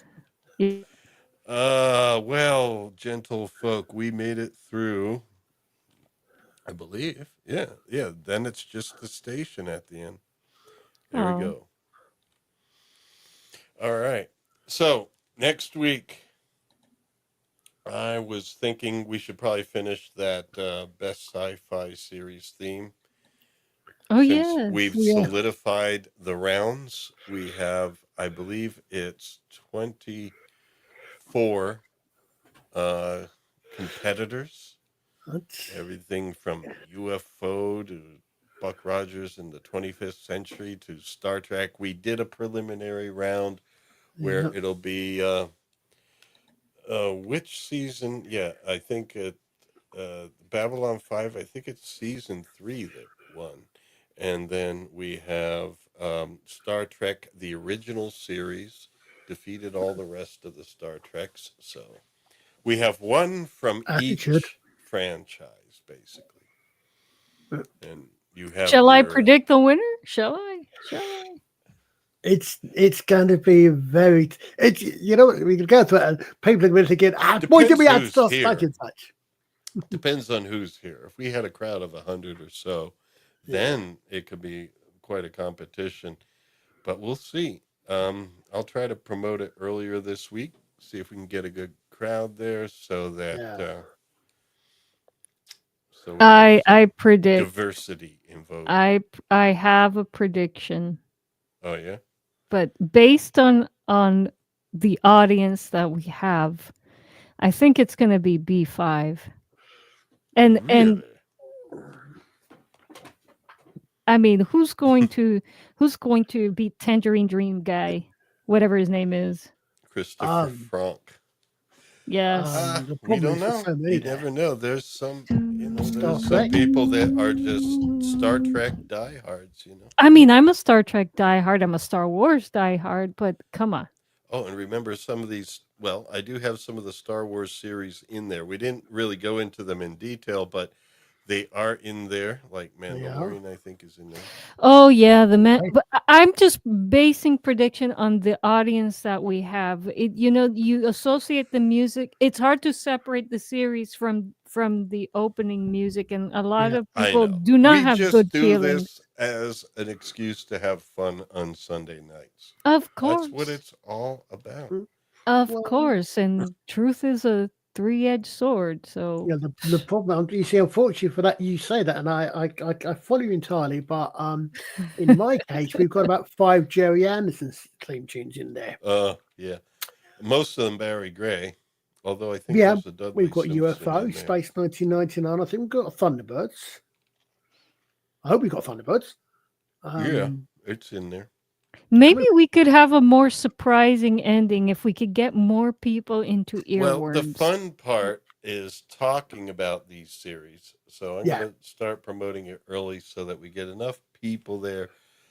So, people are interested in their different series, show up for it and we could have some good conversations because that's what's fun is talking about them. Well, you've got some of those ones in there. I mean, in my case, some ones I come up with are literally shows of my childhood, literally, All righty. Well, I think we're going to call it a night, folks. Thank you all for joining us. Welcome aboard, Stitch. It's great to have you, and as a channel member. And please check out the posts section, the tab on the YouTube channel. Now we got 4 people. I'm going to do a post at least once a week to just you guys, just to get feedback and see what you're thinking and all that. Do you have tiers? Is Stitch part of the Warrior cast or religion cast or Vorlon cast? I just have one tier because we have 4. We've only just started this, and I haven't been promoting too much. But the diehards should all be made Vorlons or. But we have like 4 members. Eventually, we might have tiers as soon as I feel like I can consistently offer extra content for members. Yeah, that's the thing I think. Right now, all I can do is any of that. emojis. That's why it's $1.99 a month. It's really Right. it's Yeah. what I can manage right now. But as this channel grows, and I say this to anyone interested in supporting us or considering it, as we grow, as I'm able to put more time into this channel rather than actually earning the money I need to earn to pay the bills, the more I'll be able to do more for this channel. But right now, I got to balance my Yeah. time in a way where Well, this I'm is just helping, and I appreciate all that we do receive from our supporters. It's just as soon as we start covering the StreamYard expense, that would be great. Well, I'm just talking about rewarding the first channel members. Maybe they're not even Vorlons; they're the first ones for Yeah. sure. I don't think. Well, we can call them that, but They I are don't. the But first. you can't. You Yes. can't make a differentiation in YouTube like that. It's all Oh, just pay tiers. you Yeah, can't you give can't. them like a badge or No, I anything. don't have Oh, user things there where I can do anything to them. damn It's YouTube! Come on, no. we should be able to do that for. People sign up that I have the badges. Yes, I do have badges, but I can't But you differentiate can't between the gift them. first Yeah. 4, first 10, first anything, and the Yeah, I rest of the know. people that sign up for the tier. No, I know that. I'm just putting it out there in case YouTube AI is listening. No, but we remember Scott is our chief mod. He will never be forgotten here at Earworm. Eat my shorts. And Istophobos is a member because he apparently believes in me. And we do have ex-Flavius. Yeah, he used to be Flav, but now he's ex-Flavius X. He's ex-Flav because he used to be Flav, but now he's ex-Flavius X. Yes. Well, the All right. next time we get a YouTube survey, we should ask for badges that we can customize for members and that we can give away without any extra entry fees or stuff. It's like rewards for members that we want to An give OG rewards. badge. This is what Stitch is saying. An OG badge would Yes. be pretty cool. Well, I make the badges. I made them, and I made them based on the logo where the stars, the moon, and the sun, and then use different colors because the different times that they have, like the first month, second month, and then it goes to 6 months, and then it's like a year, and then YouTube sets the time frames. I have no control over that. Yeah, I just that's what I'm upload the saying. badges. YouTube should get more All these control over badges are going to stay. So, people who are longer term members have different badges, and so there's differentiation there. I'm just saying I can't differentiate between. No, the first I 4 get people. it. I get it. I'm just saying, YouTube does send us out surveys as creators, and we should, Yeah, give them I'm ideas. sure my opinions would be readily. Who reviewed knows by what they YouTube. base their? I mean, who knows what they base? Well, first of all, their- you got to their be a updates channel on. with like millions of subs to really be on their radar for a lot of things. Well, I'm for only on the radar for their bots, their AI bots, just making sure I behave and all that. for all you know, a lot of people could be asking for the same thing you're asking for. So it doesn't hurt to I put know. it in the Well, survey. Sure. No, I'll do such a thing. Yeah, I would like it if it was more like Discord, where you have a section where you have all your members there, and then you can tweak some things just to give them little bonus appearance things or whatever. But we don't. I could see them in a list, but I can't do anything with them. Alrighty. Well, thank you all, folks. We'll work it out as time goes on. I'm probably going to start a Discord channel now that we have 4, somewhere around 10. I think I'll start a Discord channel so we have a better way to communicate than the post section on YouTube, which is rough. You guys can't post in the members area or anywhere really. Just reply to mine. So we'll work on that. Discord does have its advantages. Mm-hmm.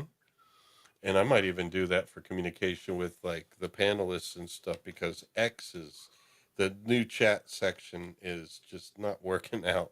Like, I can't even see the name of my own group. I just see lists of people in it, and at the top is Anti-Derivative Jill, and then World of Swap Shop. And believe it or not, Anti-Derivative Jill and World of Swap Shop are in Swap Shop.